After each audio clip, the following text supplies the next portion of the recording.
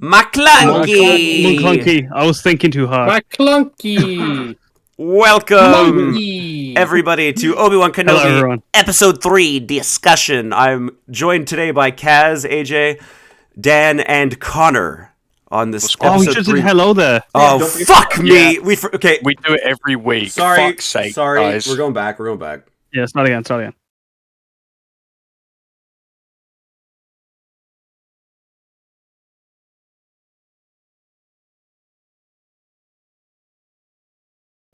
Hello there. Hello there. Oh, it's too soon. What do you mean that was too soon? No, I was too soon. Like Oh. everyone else was perfect. I was too early. I think you did good. You're fine. Thank you, sir. But yeah, me and the boys, we're here to talk about Obi-Wan Kenobi Episode 3. But before we get into that part of the discussion, I just want to bring up a little thing about Moses Ingram a little bit. Just that we stand with her, and definitely don't stand with all the fucking hate that she's getting online from terrible people. In my opinion. Yeah, it's disgusting the amount of people that are going against something. It was like 2022, guys. Yeah. Like, why is this even still a discussion? Why are we still in the 50s? I think the insane thing is like this basically happened. Like this has happened every trilogy as well. Well, every Like, Star Wars what? project, even not even trilogy. Like, Yeah. Look at John Boyega as a prime example. Look I what, know. Disney. Oh my Disney God. ruined him. I saw something about someone like in that video that we were commenting on. Like he's like, "Oh, what about John Boyega?" I'm like, if you haven't like I wasn't a fan of Star Wars during the sequel era, and like I could see the hate John Boyega was getting. If you couldn't see and you were involved in like the fandom, you are fucking blind and you were living under a rock. He was done dirty, and like Moses Ingram is getting done dirty. I think the best way this has been put, and I think it was actually by Star Wars, not by Lucasfilm themselves, was of all the things in the Star Wars universe you could be, don't be a racist. yeah, like there are 25 million sentient species in this universe. Don't be a racist. Yeah. Exactly. And it's like on the note that Tess is saying in chat, though, I saw a post and it is kind of saying something against that in a sense. Star Wars is not for everyone, because Star Wars is not for racists. It's not for sexists. It's not for people like that. Clearly, it's not, because if you're watching these movies and you don't get the message, then what the hell? Like, you're not. I don't understand how you can be a fan of these movies and not be And a still have supporter views of like like LGBTQ like rights and shit like that in general. Like, I don't see how you Not even just that, enjoy like, this just, like- franchise then. Well, flip Just the like franchise on its human head. rights in general. Good versus evil. Like, the premise of this entire thing is one side is so oppressive and is essentially committed mass genocide, to which the other side is fighting to be free to be themselves. That is the whole fucking point of it. Like, the fact that people still see this and are like, yeah. Now nah, some people are don't going do to it. use that, be like, "Oh, my racism is who I am," you know, like this is who I really am, and I'm fighting to be myself. It's like, well, yourself is an asshole and shouldn't Look, exist. I'm not being funny. If you feel the need to defend yourself being a racist, you need help. Like, there's no question of it. like- You need genuine help. Like that was like a lot of the like with the Moses Ingram videos that like we specifically were talking about in the video. Like the guy's like complaining she's a bad actress, but can't bring up any actual point of why she's a bad actress. He brought up the scene. Was it this episode? Okay, it is. I will bring this up in a sense, because he did mention the whole like, send out the probes, do it now. And I'm like, that's not bad acting. She's literally like doing a line read in like an not intimidating, but you know what I mean? Like, she's doing it fucking imposing, right, dude. yeah. Like, That's just like if like you got like it could be like the way she like you can't even argue with the way she worded it or the way the message was given out very clearly, I think, and like I don't know how you can say that wrong and like have that like be. you just need to go into comment misconstrued. sections on a lot of these Star Wars YouTube videos just to see the darkness that really is in this fandom at some points, and it's kind of sickening to me, honestly, that like that it's so filled with that. It is one of the things that I mentioned that makes me almost want to not be in this fandom sometimes. Like, I sometimes just don't even want to associate with the fact that people are so prevalently like that in this franchise. Yeah, because like it's starting to get to a point where like I say I'm a Star Wars fan, and people might just like think I'm a racist. Yeah. Yeah, like they literally, and then people would be like, not all Star Wars fans are racist. And it's like, that's not really what we're saying, people, but can you acknowledge that there is racist people? Like, Yeah. that's what we're saying. It's like the whole not all men argument thing. Yeah, it's like that doesn't Bring that fucking. up, yeah. Yeah, We're well it's aware it's irrelevant. not all men, but we could all do something to help. But yeah, a lot of Exactly. people don't.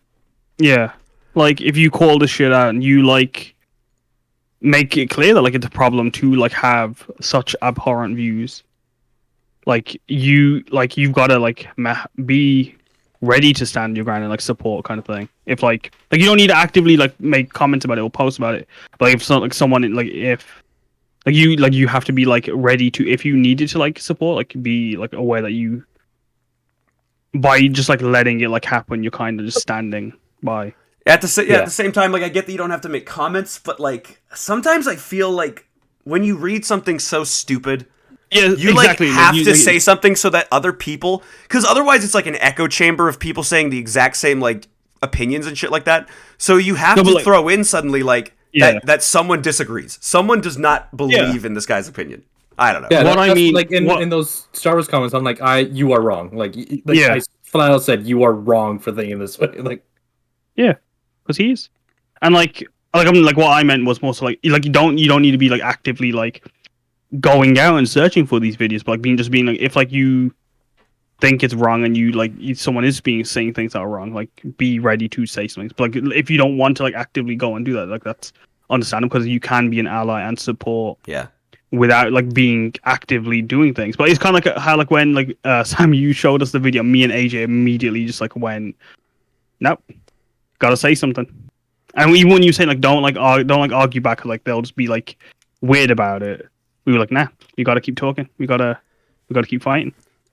Yeah, I don't want to get too like personal in a sense, but I've been in these debates online before a bunch and shit like that. One time a guy literally came at me and was like, I bet you sit while you piss. And that is the level we're dealing with here, people, is these people that will like, I want to say to that, Sam, maybe I do. Maybe I fucking do. What are you going to do about it? Watch me pee? Crack on, sunshine.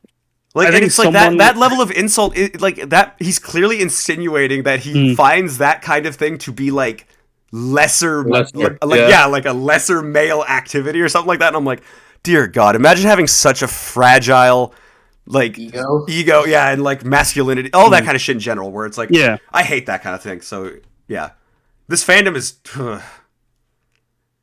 But I don't know. Then at the same time, I say that it has its dark spots. But if you go onto like the right places, there are positive people. Yeah, the Celebration was awesome. It really showed how like many people really do love this franchise and go above and beyond. Right? Like it shows like the best in our community. I feel sometimes. Yeah. Because it's like the majority is very positive, but just the minority can be like very loud. Yeah. Exactly.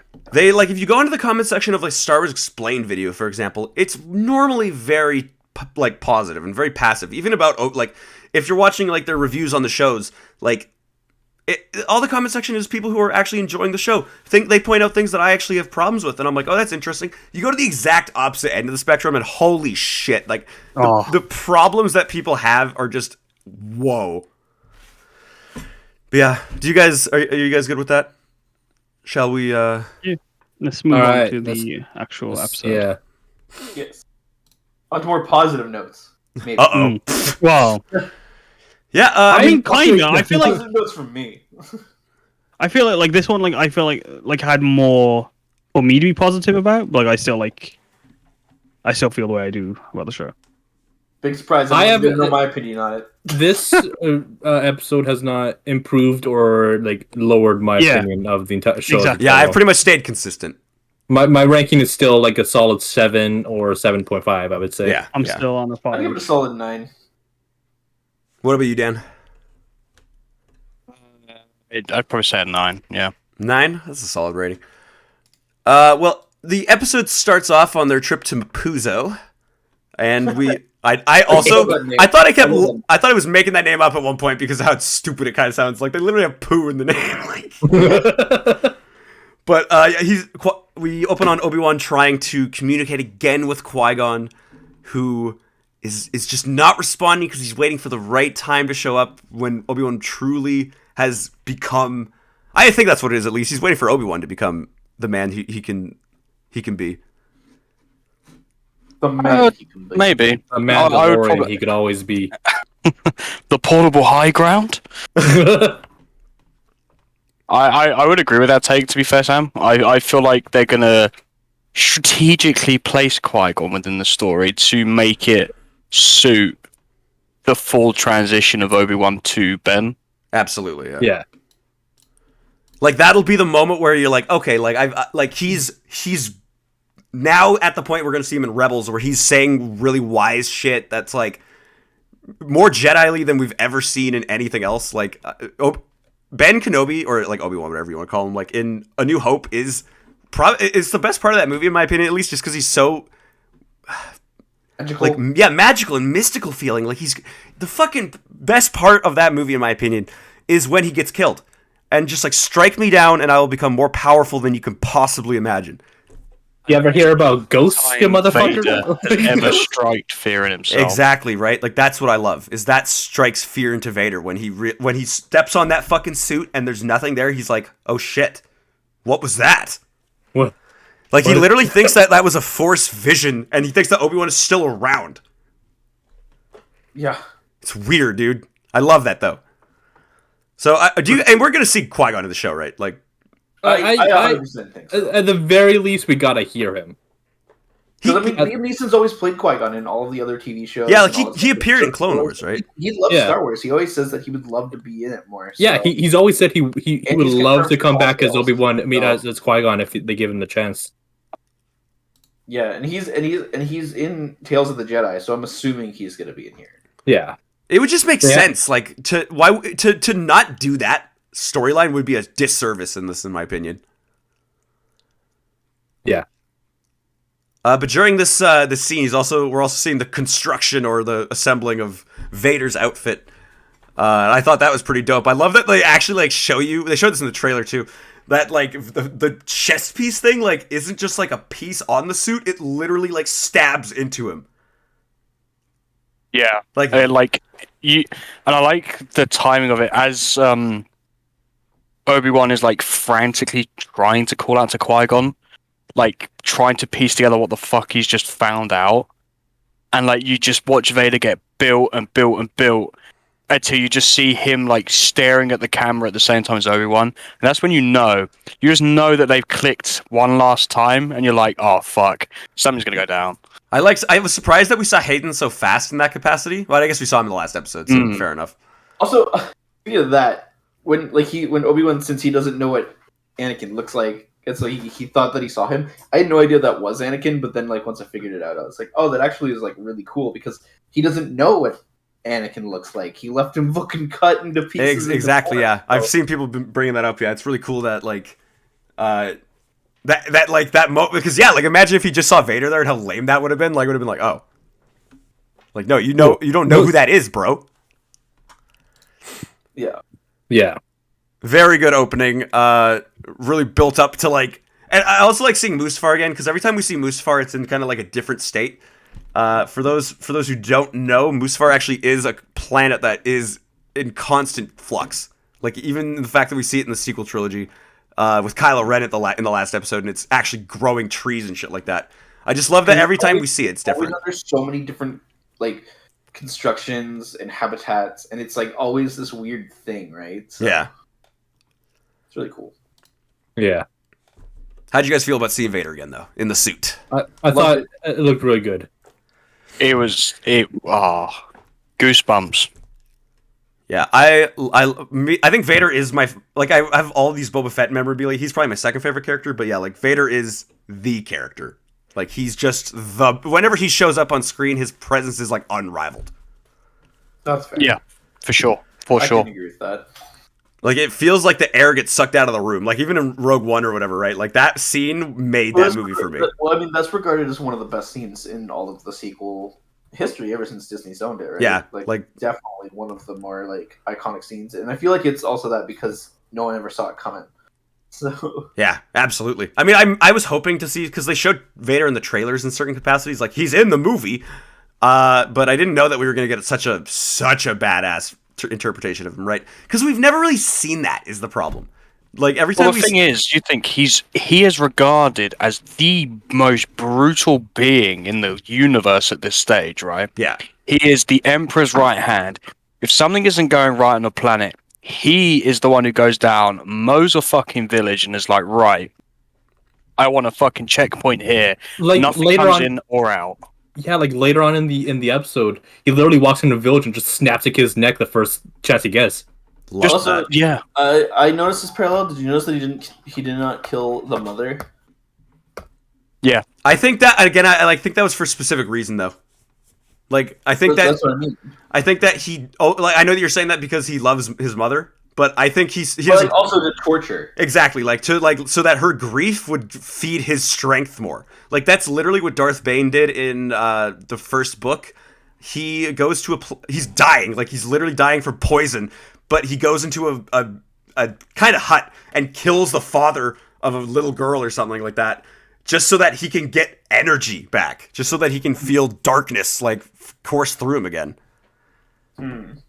I love that. Like it's dark to say that you love that kind of thing, but I love that like they show that that's what Vader's pretty much doing. It's feeding him. Villain he is, and like how brutal. I have been muted this entire God time. damn it, Kaz. I've been trying to speak, and like you guys keep you kept talking to me. What the fuck? Why can't they hear me? Why are they ignoring Muted, me? Bucko. Jeez. Sorry. Can I cut interject? Because like I wanted to say something when you guys were talking about like the shots of Mustafar and like and just like Vader's suit and everything. Yeah, go back And and like go for it. his connection with Kenobi, and I think this like I think in like for Kenobi, and even like I'd say honestly like from what I've saw from all the Boba Fett as well, because I watched that all with you guys. I think this episode had the best cinematography, and like that like the visual storytelling in this episode was really fucking good. And I think like on the production side of things, like throughout, like without like ignoring like the writing and stuff, I think what they used to portray the story through like the visuals was really well done. There was some really cool stuff. And again, some of the best looking shots in the like I think even in the entire series. I think even like the sequels were really good at this cinematography. So I think this just has stuff in it that rivals some of the stuff on I think episode 8 had my favorite like visuals. Episode 8? Oh, Yeah. Episode 8 was Episode pretty good cinematography wise, I think. Like that I don't Yeah, think that's most people could complain about that in that film, but people are complaining in the shot with Vader's castle though, like the fucking this is the kind of thing I'm talking about where people nitpick the shit out of the small things but then miss out on like the bigger narrative beats. Like literally like they're talking about the fucking Mustafar background in the window behind him as if like it's not as open. No, literally like they just think the quality of it looks bad, like it looks like a Windows 64 like background is what they're saying, and I'm like, people, you need to chill the hell out because Yeah, just like one. that is not the problem you should be having if you have problems. But Jesus Christ, I think it looks gorgeous. You know, Like I love how like even like the texturing of the interior of the castle looks really good, Yeah, like, the set design as well, really cool. and his two red banded PlayStation His 5s. two red. Yeah. Yeah, I did not notice that until you pointed that out. This looks so funny to me. No, I love it. I saw those tables like, huh? Why are they there? But like at the same time, they He's look a cool. gamer, man. He's He a is. hardcore gamer. He's got to play that Battlefront 2. I do have Is it like that window's actually a screen? That's what some people are saying.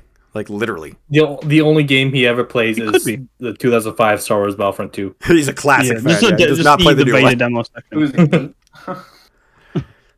But yeah, But, Vader is pretty much conversing with the third sister in the scene, and she brings up how she's pretty much swindled into the convincing Vader that Obi-Wan killed the Grand Inquisitor, not her.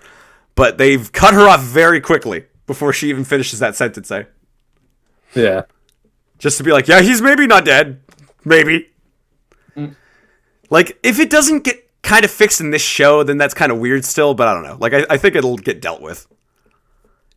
Because if there's that like loose hanging thread overall in just like loose narrative, I don't think that's good. Because then you're pretty much saying like someone else has to fix this, and I think that's lazy. Yeah. But I don't know, like again, like that whole situation, until he comes back in the show, like we can't really have that debate, right? Because we just don't know. Yeah. Like, Well, someone if in from the last Lucasfilm episode he's not back, did say something gonna about scream. that thing. Pardon? About the whole. Someone from Lucasfilm did come out and say something about the whole Inquisitor situation. Someone was like, "We have no intention of damaging what is currently canon." So obviously, they have no intention to basically retcon Rebels. Yeah, so like, Thank God. something Something has to happen, but whatever it is, it's gonna be fucking weird. Still, I'll be fully honest. Like, maybe I'll be able to be like okay, but it still is just like a why. It's a big old. At least why. we know Connor will love it. I'm already sorry. No matter what, we can always I love count all on Connor loving Yeah. the episode. I'm the true Star Wars fan. Me too, He's bro, the it's truest fine. of us all. Well, me and you, Connor. It's fine. We'll take on the world. To me, it's even like a little bit of it all feels like a setup in general from Vader because of his next line where he's like saying that he's been watching her very closely. Like he has to know that she knows, right? Like he's had to vibe Yeah. that. knows. She knows. She knows. I know she knows. Like he just has to know that. Otherwise, it really brings him down for me. I don't know. He just is. He should be able to pick up on that vibe. He's literally like walking on planets. Fucking like, what was that? You know what I mean? Like he can fucking sense shit. I feel like he's toying with her specifically. You know, like I feel like, or you know, like the carrot on the end of a stick sort of thing. Yeah. Where it's like, Oh, like you know, Minecraft? just not quite Exactly. like that, but like, Exactly like in Minecraft. literally just like, now come on, just a little bit closer and a little bit closer. Now you're mine, get fucked, sort of thing. Like, you know, this isn't going to go the way you want it to go, sort of situation. Yeah, he's pretty much just like tricking her into like you're gonna get this powerful position for sure, but the Grand Inquisitor is gonna actually be alive still, and then you're gonna get stabbed in the back. So, And the position of Grand Inquisitor goes to the Grand Inquisitor. And just hey, He's like, I'd like to thank the Academy. Yeah. I want to thank my mom, my dad. Everyone who Oh, supported me Leading along into the way. Jedi and then me betraying them. Yeah. Everyone at the Jedi Temple. Oh my god.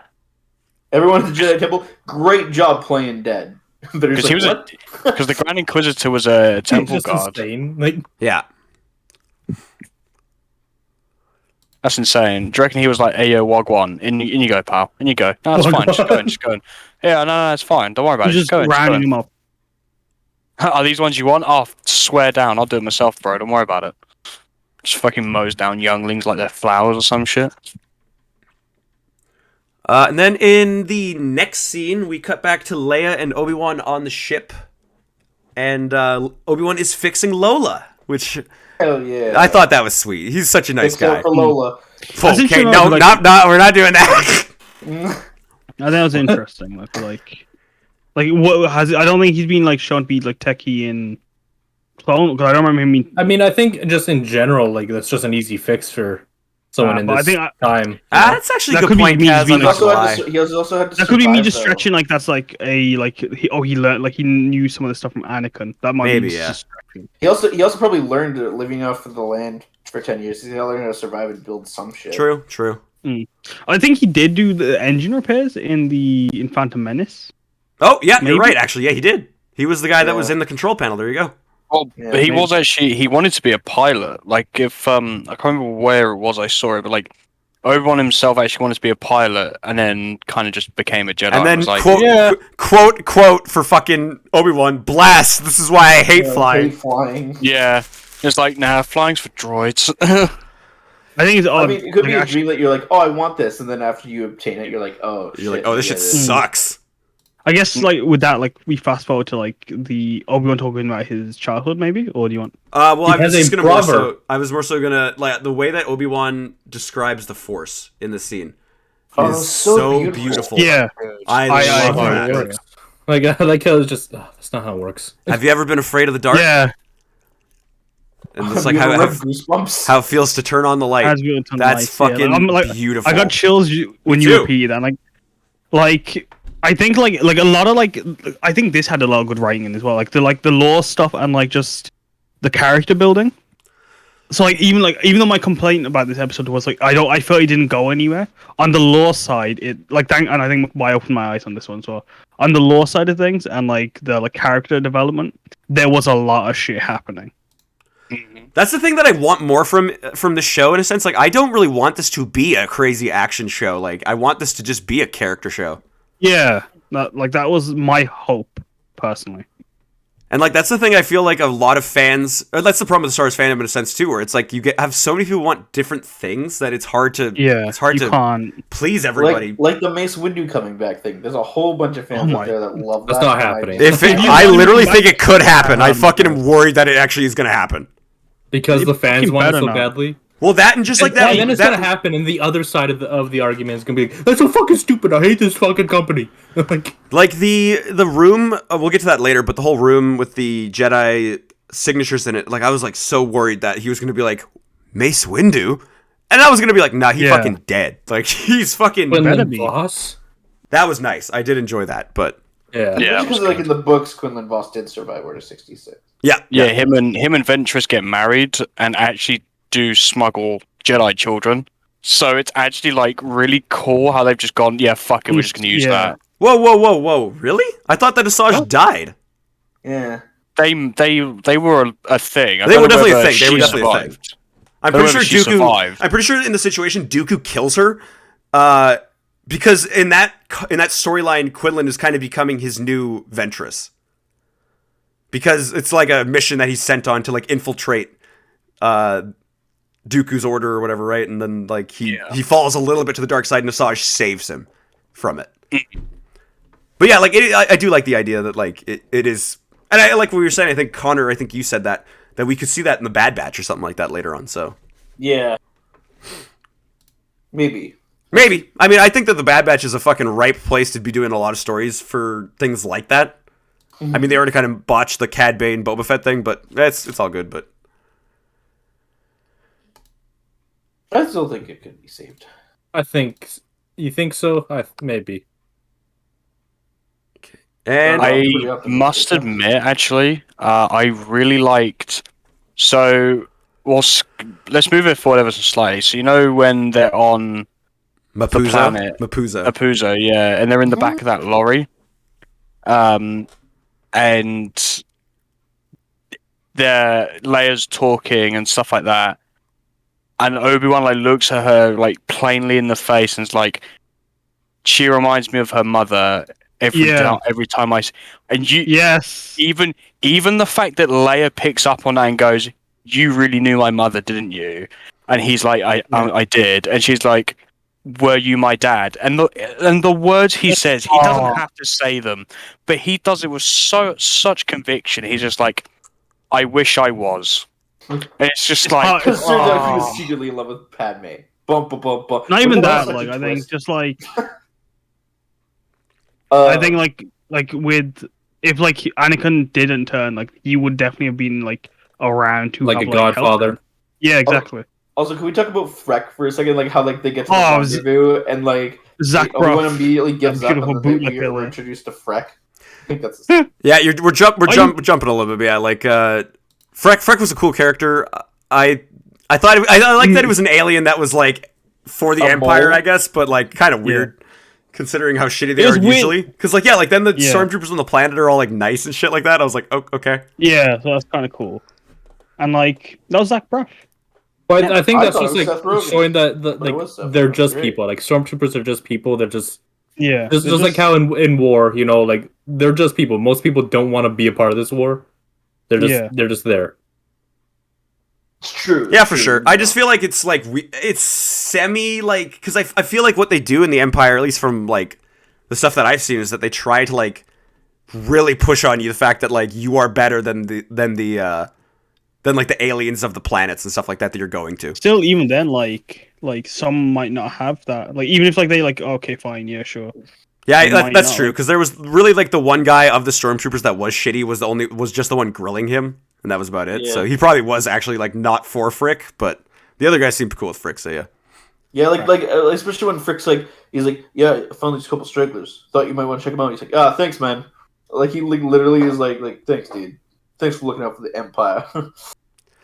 You're one of the good ones. If he said something like that, what the but yeah, going back, I just wanted to also like bring up it's just funny how like this whole episode comes off of Obi-Wan's distrust, pretty much. Like it all would have been totally fine if he had just stayed in that spot, 100% in that spot, like, and gotten the pickup and then gotten the fuck out of there. Instead, they went through this whole shebang, only to get caught later. So, damn, Obi-Wan, you gotta trust people sometimes.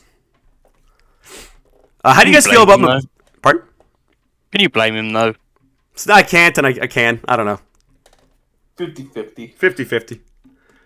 Guy's in a bad place mentally, so I can't really blame him. But yeah, a lot of people were complaining about like wait, are we at like the gate? No, we're getting to the gate. No, we're still getting to the gate. We're still on like the transit there and stuff like that. Yeah, y'all are jumping all over the place. Speaking about the like Mapuzo as well, like, and going back to like, if it was like a planet from the Clone Wars. My Puzo. Never mind. My Puzo, great. I'm alright, guys. Yeah, like that was a bad name. Like if it was like a planet from Clone Wars, like the like juxtaposition with like the actual series, and like how like Kenobi's current state and like the state of the universe now in like out of the.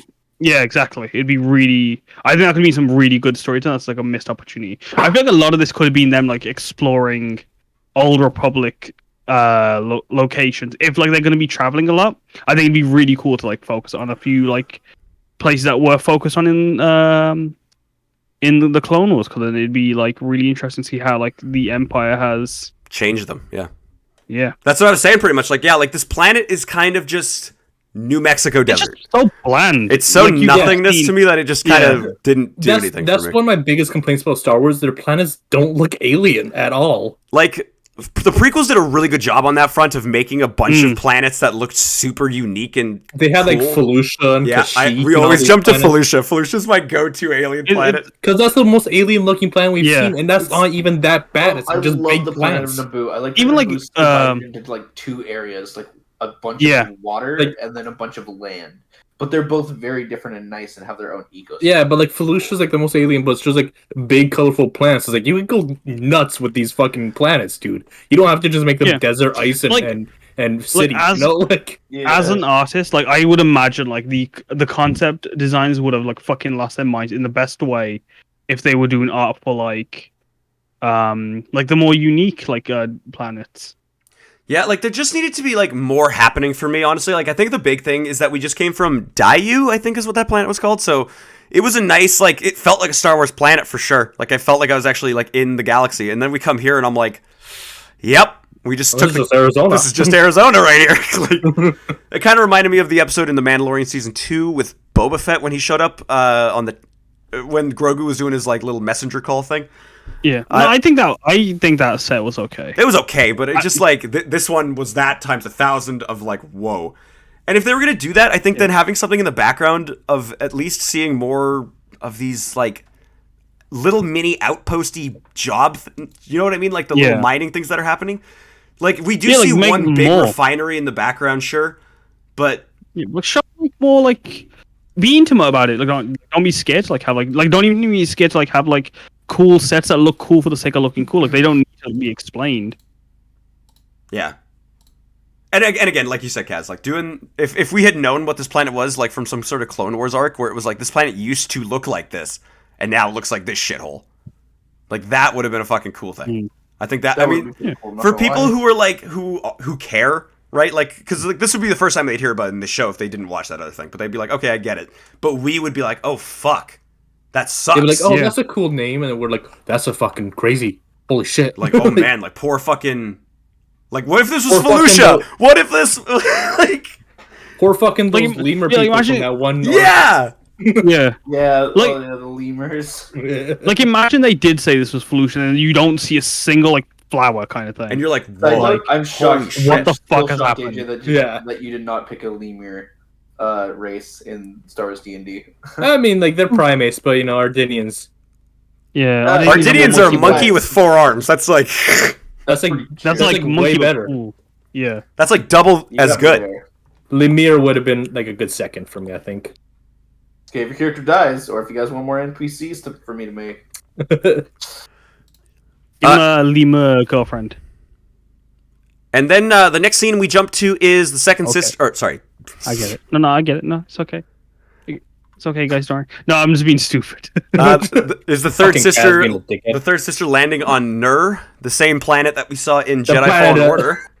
Nur. That was cool. Pretty cool. Also, even though that is like a starship away from Mustafar, apparently. Yep, it's in the same system. You can see it literally like in. I think you can see it in Lego Star Wars. I think you can.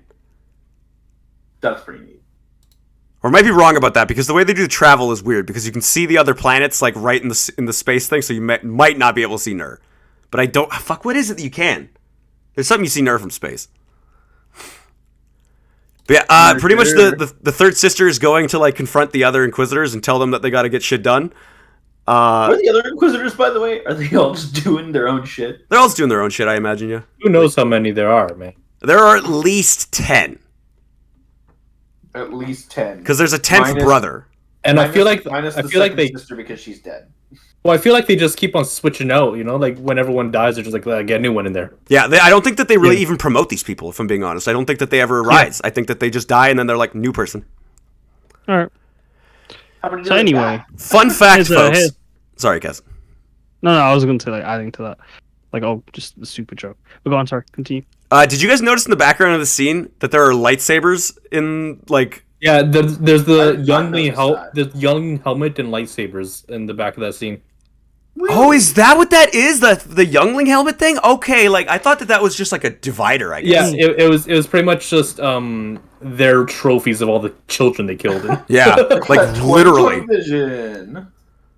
I wonder how many crazy Star Wars fans are like zooming in on these lightsabers and like being like, "That's who that is. That's whose that is. That's whose that is." Oh, probably. It's like the people who decoded all the messages. Well, like I saw the picture and like it's so fucking grainy. Like, I can't. Yeah. You can't make out anything from them, I think. Yeah, I think it's like, just there to be like... This one has a slight tint of gold, which means that it could be Count Dooku or some shit like that. Like, Yeah, she pretty much...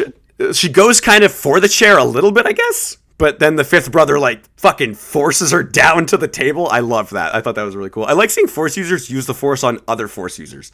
Yeah, no, it's very interesting. Yeah, like I've been saying for ages, like they just use more of the Force, just use your fight each other, powers, bro. Like push each other. Jumping ahead again, like in the Vader fight where like he uses the Force. I'm like, yeah, fucking look at that. Even if it's like not even that much, like it's still cool that he's doing shit. Yeah, and the other Inquisitors are like surprised that she's talked to Vader. Which, that's interesting, I guess, considering that the fifth brother was, like, so eager to be next in line. Wanda needs to know. Oh, my God. God damn it, Connor. You're welcome. I'll be here all... Nasty cramp in my leg. Wanada. But yeah, and then we get that... there's, like, a weird line. Because the fifth brother is like, I will get what I deserve, and so will you. And we get this line from Reva that says something like Yumi birth. Like I hope so. I hope so. I think because what do you guys think Reva's arc is going to be in the show? Like, where do you think she's going? To death. Right to the grave. Straight to the grave. I feel like she's going to do something like I know she's been obsessed with finding Kenobi, but I really feel like she's going to end up inadvertently saving him, which is why Vader will mow her down. Yeah, that's actually, I think that's actually a cool point. Like, she might like come, like she's like maybe like because I think you guys have mentioned she's like angry that like Kenobi like is like the reason Vader is who he is. So like she's like gonna want to like get him because of that. But like, what if like she realized she like he did what he had to do, and so like she can't really, and like Vader is who Vader is, and then like that like changes emotions and turns cloak. I just came up with a theory. A game theory. What if she hates Obi-Wan especially because obviously we know that it's her at the temple at the very beginning of the show, like where Order 66 happens. How much you want to bet she was hiding with the other Jedi and then Obi-Wan and Yoda showed up, like they do in Revenge of the Sith, to like relay the message, and she's like, "Save me" or whatever, and she like just misses them and they dick off. Yeah, and you know what fucking thing they put on the message? Don't come back here. Back. Yeah. So yeah, like in theory, that's a good theory actually. I do kind of like that. Right? Or even like similar to that, but you're the mighty Obi-Wan Kenobi. Why couldn't you save me? Yeah. You know what I mean? Like, I think if they're gonna do it, I feel like that would be the element of which that's like, where it's gonna hit hard. Yeah, like I think they're gonna play. I think if anything, they'll play on that more because it's like you were meant to be like, aside from Yoda and Windu, you were the most powerful Jedi in existence at the time. Yeah. You couldn't save me. You know what makes you so special, sort of thing. You know what gives you that right to look after these children if you couldn't even fucking save, your own family. 100%. It in a sense is like Obi-Wan's fault too. Overall, like Obi-Wan was Anakin's master, and she sees that Anakin is now Vader, and that he obviously failed in his like teaching of Anakin. So I don't know. There's a bunch of things that possibly could be. See, but then again, like, could you consider and say that actually Obi-Wan taught him to the best of his ability, and the way that Qui-Gon taught him? So, in to an extent, would Anakin have been any better or worse under Qui-Gon? Absolutely, absolutely. I think that's the whole thing, right? Is that like the Duel of Fates is like that's why the song is that way, because it's Anakin's fate is in the hands of this battle, and if Qui-Gon dies, it's Vader. It's lost, yeah, because like Qui-Gon is like the ultimate teacher. He would have been the perfect teacher for Anakin, because Qui-Gon is like super chill and casual about all these things that Anakin is experiencing, while Obi-Wan is still like he's like more with. He's the brother. He's more with the Order. Father. You know what I mean? He's more with the Order. Yeah. It's very much like the things like Obi-Wan, it really is the brother, whereas Anakin needs the father. Yeah. But it always symbolizes to that. They even do that in Clone Wars with like the Celestial people. Yeah, I think that like it was really sad how like they both of them like with their relationships, like they both wanted different things, and like they had to put each other in that position, but they both were looking for different things. Even if it was like a similar kind of role, but like it's like having a bigger brother isn't the same as having a father figure. And like vice versa. But I still think that it's very interesting. Like I don't think it was a dynamic that was intended the way it was. But like, if like a good storyteller will be able to like see that and like be able to like work on it. And I think this show could do a really good sign with that, because like even the mentioning of like Obi-Wan having a brother, like I thought that was him referring to Anakin. But I did initially. Yeah, but I think that'll be like if they play on that, that'd be really cool. I think we need to move on, guys. We're not even halfway through. Well, we are, because people keep jumping around fucking 50 million places. Jesus Christ. I just want to bring up something that AJ brought up, I think, where Obi-Wan goes, "That's a long story." And then the Stormtrooper says, "It's a long ride." And then 2 minutes later, they get dropped off. Like, I thought that was funny shit. I forgot that. That was... When you said that was so funny. Yeah, like... I also did not notice that. And then I was like, that is hilarious. Funniest shit in the world is when that kind of thing happens. Long ride. I couldn't tell you my whole story, buddy. Bye. I don't know, but it was a cute story, though. I enjoyed it. Well, yeah, we even, like, stopped, like, they get picked up in the middle of fucking nowhere. And then just get dropped off in the middle of nowhere. But there was the like base. Yeah, there was some sort of like it was an interesting looking building too, if I'm being honest, because it kind of reminded me of what a Jedi temple kind of looks like. So yeah, I doubt that means anything, but I don't know. No, it doesn't mean anything. It doesn't mean shit. Yeah, we're not gonna come back here. One thing I've learned about these shows is that most things don't mean shit. Yeah, most things are not gonna come back. A lot of fans are like, "Oh, you know what this means? This means that this character might still be alive and in the universe." And I'm like, "This means fucking jack shit." That's what that means. I think I think I like that. Like it's like almost like using like the sets, like say, "Oh, look at this cool thing that's here." We don't need to explain it, but this is like this. Yeah. Oh, there is cool stuff here. Yeah. But the gates. Oh my god, the dreaded gate. But hold up. Before we do the gate thing, one last thing. I just want to ask if you guys think that his brother will show up in the show at all. I don't think so. No. I can't. I don't think it's like too irrelevant, because he doesn't even know his brother. He doesn't know what he looks like. That's my thing though. Is I don't think that he will. I think that he'll show up. He doesn't even remember that he had a brother. I think that what will happen is, like, in passing, we are not going to, like, fully experience that. Like, he's not going to go meet his brother. But I think that in passing, either he will save or be saved by his brother unintentionally or something like that. Or maybe he has like a quick 5-second conversation with the guy, and then they make a comic book about that guy, and that's his brother. Yeah, like something like that might happen where like he's literally talking to a person and then that person like says their name and you're like, holy shit. That shit would be well. I don't even know if his brother would remember him. Wasn't it? No, I don't think he would. I don't think he'd really know about him or anything like that. I don't think that they talk about him, brother. Right? Because like if they mention like his baby brother. Yeah, like if he got taken off to be a Jedi, I kind of doubt that the family would be like talking about him. You know what I mean? Yeah.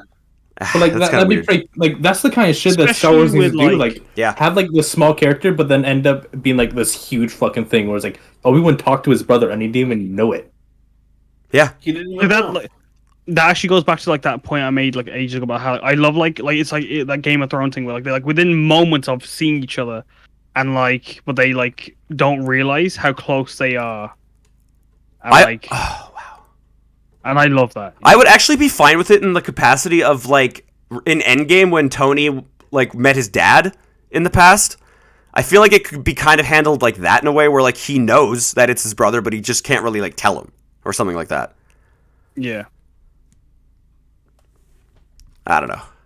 Yeah, the next part's the gate. The dreaded laser gate. I love it. I thought this was great, except for when they're trying to get like through the gate. Just fucking go around. Literally go around the gate. I think a lot of stuff in this episode is like if they walked around, their problem would have been solved. Yeah, Darth Vader, just go around the fire, bro. Or if you're going to shoot that, why then walk through the gate? You have a perfectly working fucking vehicle. Exactly, yeah. I thought they were trying to open the gate so they could take the truck, but they didn't. They just started walking through. Go walk around the gate. I do love the screw the audience joke that they did. Like as immediately as he got through, like, oh, sucks for you, buddy. They're right there. Yeah, but then like, because my thing with that though that I don't like ever is when he takes out like 5 stormtroopers. And then bows down to like 4 more stormtroopers. You know what I mean? I'm like, well, he just took out like 5. I think he took out 5 because like he had like them right beside him, so he could take out a couple and then use another as a shield.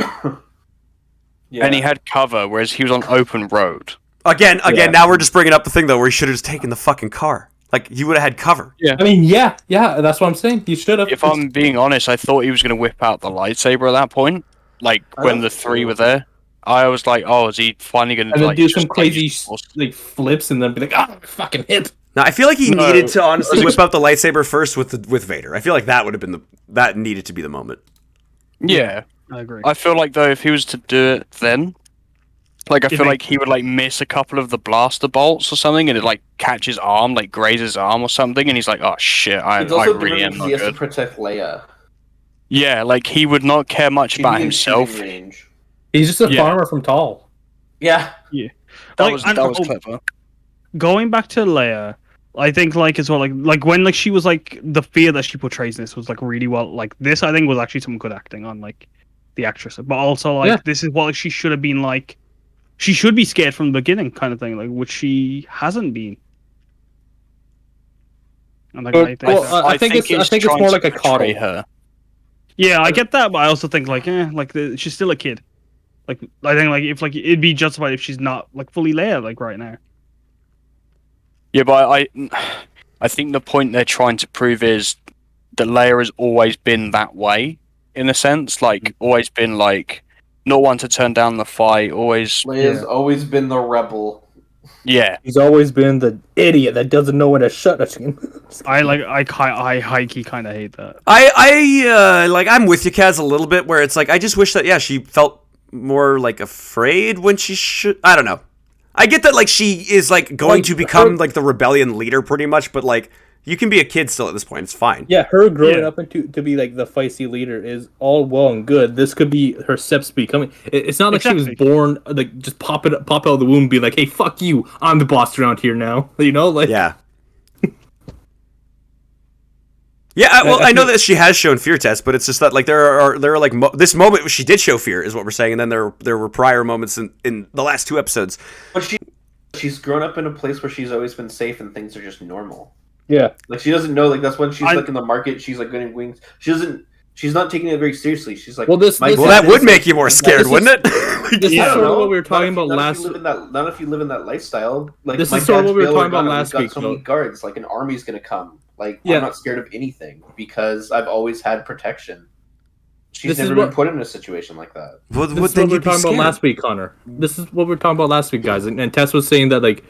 Tessa was bringing up your point where like she was coddled, and we were like, well, I mean, like she should still be scared. Like I think this is a very terrifying situation. It's like how rich people don't think about like the lower class because like, if you put a rich person in like the worst fucking place in the world, I think they'd be a little scared. Like, I think they'd be pretty. Scared. I think they would. Like I think like they're like. You even see. Like, Gowdy's gonna get me out of this. Don't worry. Exactly. That's exactly how they would act. Stick a posh boy where I grew up. See how long they last. But they would die. Like they'd be afraid within 10 minutes. But they would probably be pretty pompous at the beginning, and then they would slowly realize, oh shit! It's just like how Leia did that. She was like, shit! Now I'm sorry that I ran away because like this is awful now. But at first she didn't like put two and two together. I don't know. I feel like that's been kind of inconsistent then. If that's the case, I don't know. The thing is, she's a child. You got to remember, there's an element of child naivety. Yeah. So they aren't always going to be scared. Sorry. Like going back to when she got kidnapped. Like I think like that wasn't. Like I don't know. I just think like they're like their defiance to want to portray her as like, oh, she's always this rebellious leader where like she's always been like not scared is like kind of like. I think it's more like, as to her character to like show her that like she was just a kid before, she was afraid. Exactly, it adds more. I think Instead of like she's never afraid. She is the bravest little girl in the whole entire galaxy. Like that says nothing about her. Just because she's afraid now because she's a 3-year-old doesn't mean she won't be scared. You know, in 20 or I guess she's 10. Like 10 years. She looks like she's 3, but like but I think like because like this being a story that's focused on Leia, like I think that like they shouldn't be scared to like portray her as someone who like is as allowed a former to be scared. sassy little girl, much like Leia, I think is very on brand. Yeah, but have you ever been kidnapped, Ted? Exactly. Yeah, like would you be like confident after being kidnapped? I feel like if I got kidnapped now, I'd be fucking freaking out. Exactly. I'd be like, just kill me already. I'm gonna die. Again, all I'll say to that is, right, I agree with you to an extent, like, I get what you're saying, but there is, like I said, there is an element of it where it's like, well, hold on a minute, like, at what point is she just, like, accepted that perhaps this is just her fate, and it only becomes real for her when Ben shows up. Like, to her, like, she knows it's happened, but she's like, oh no, what the fuck's going on? Then when Ben shows up to save her, it's like, oh my god, I'm in danger. Yeah, I think she's too. Oh my fucking god! Sorry, I've just like done something and like I right clicked and that like. Okay. But then the gate. We didn't even talk about the gate cutting. Yeah, like we got to talk about the gate part, guys. That was amazing. I loved seeing a story. That was so shocking. Like Sam and I were like, "What the?" We literally like, "Whoa, dude!" Like, holy crap! I liked it. I loved it. It was last amazing. Night, me and Tess were watching the Citadel episodes where like the iconic clone trooper getting cut in half in the gate scene happened, and Tess was like, "Oh, that graphic." Yeah, that was something else. I really liked that though. I like the sudden moments of shock in this episode alone were amazing. Yeah, they're pretty good. Like, and I feel like that was just testing the waters even a little bit with what they were doing later. Yeah. Yeah. Oh, actually, yeah, that's a good point. But then we get the leader of the group of stormtroopers that's coming out is actually a rebel spy or kind of turncoat thing, played by Game of Thrones actress. So I can't remember what her name was, but yeah. Natalie Dormer. Indira Varma. Oh, if it was Natalie Dormer. Wow. Has she been in Star Wars yet? I think she has. I feel like she has. Huh. Yeah, but yeah, so the Game of Thrones Sand Snake chick, I actually really liked her character in the show, I'm not gonna lie. Indira, that's what it is. Yeah. Thank you. Indira Varma. She's pretty good. Yeah, great actress. Yeah, I loved her character too, because I love the idea of there being people in the Empire that joined and were like, oh fuck. I mean, like, like, cause like then like I think it adds like there are more people that are like Han in that regard. 'Cause, like he was a stormtrooper, and like then I think it adds also to like even like when Finn turned cloak. Yeah, well, I think it helps to be like not like sometimes if you're a stormtrooper, I feel like it just makes sense to be like the grunt kind of person. But like it definitely makes more sense to be a turncoat when you're like whatever, what do you call it, like an officer or whatever she is, or where you're like way more aware of like what they're choosing to do. Because if you're a stormtrooper, they're just Hux or what's his name from Rebels? Wedge, Callus. Callus. Yeah, where he also turns because they're all higher up. Yeah, and they really are like seeing how they mistreat the lower people. So if you're a stormtrooper, you're not really aware of that. You're just being sent to fight. And you think you're being sent to fight for good causes. The most prime example, like after he gets rescued, and like all the troopers there are like, all right, cool. Like he's like, no one cares. Well, I like that episode because it was really cool the way that Zeb and him talked about who's going to be your first, like who's going to come here first to save us, and it was the Ghost Crew. So it showed who cared more. Mm-hmm. It was so good. But yeah. What happens after that? We got the Inquisitors kind of re-meeting again, figuring out the Obi-Wan's on Mapuzo. And I love the Fifth Brother's delivery on this line so much, of where he's like I already communicated to like Lord. He was most appreciative. Love that guy, because he's living through the show. But I mean, yeah. And anybody's like safe.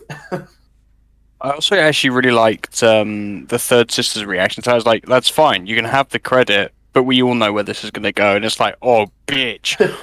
we know shit. Who will be on Vader's, by Vader's side. Neither. Yeah, you both are not going to do it. So have fun with that one. And then we meet my favorite character in the entire episode. I don't know about you guys. Oh, the droid? Ned. No, Ned the droid. Because Leia had the fucking perfect line of like, they were like, they don't program him to talk, and he's like, what if he has something to say? Yeah, like speak louder than words. Also, that droid with the hammer. One man with his fucking hammer. Yeah, what an action. Yeah, like this guy's hiding his hammer behind his back. Like I was half expecting him to run at Vader and fucking put a dent in his fucking helmet. I'm like, please. I thought he was gonna die, like straight up. I'm surprised he didn't. He's gonna die next episode, I imagine. But like, I think. Sorry. No, I think he's gonna. That hammer's gonna show up again. Chekhov's gun. Chekhov's hammer. Yeah, I was gonna say hammer. Oh, that's good. Oh man. But yeah, Ned is pretty much the worker droid of this specific building that Indira Varma uses for kind of smuggling Jedi, it seems. Also, hold up. So I want to point out, this just made a good point. It's like, you know how Disney princesses talk to animals? Leia is that, but with droids, and I think that's amazing. That's a great correlation. Heavy. I can't wait for her to start singing about something soon.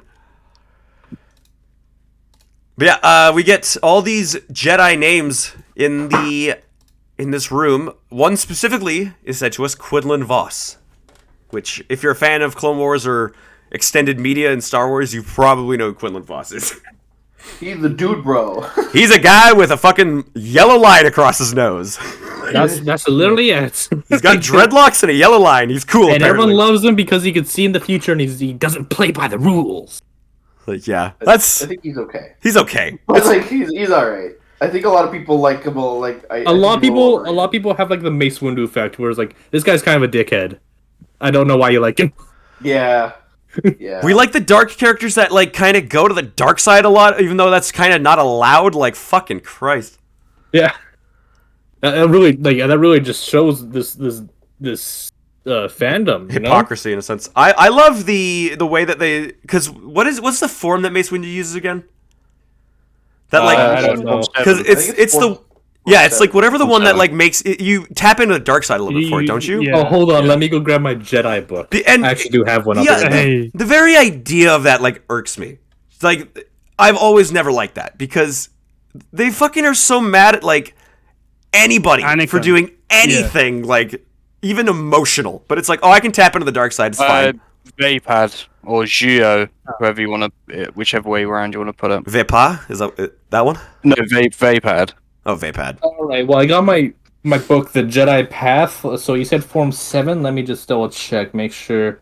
It's funny, Tess, because what book you're saying, like the Jediology thing, I feel like with the Dragonology and all that kind of books, that would be funny as shit.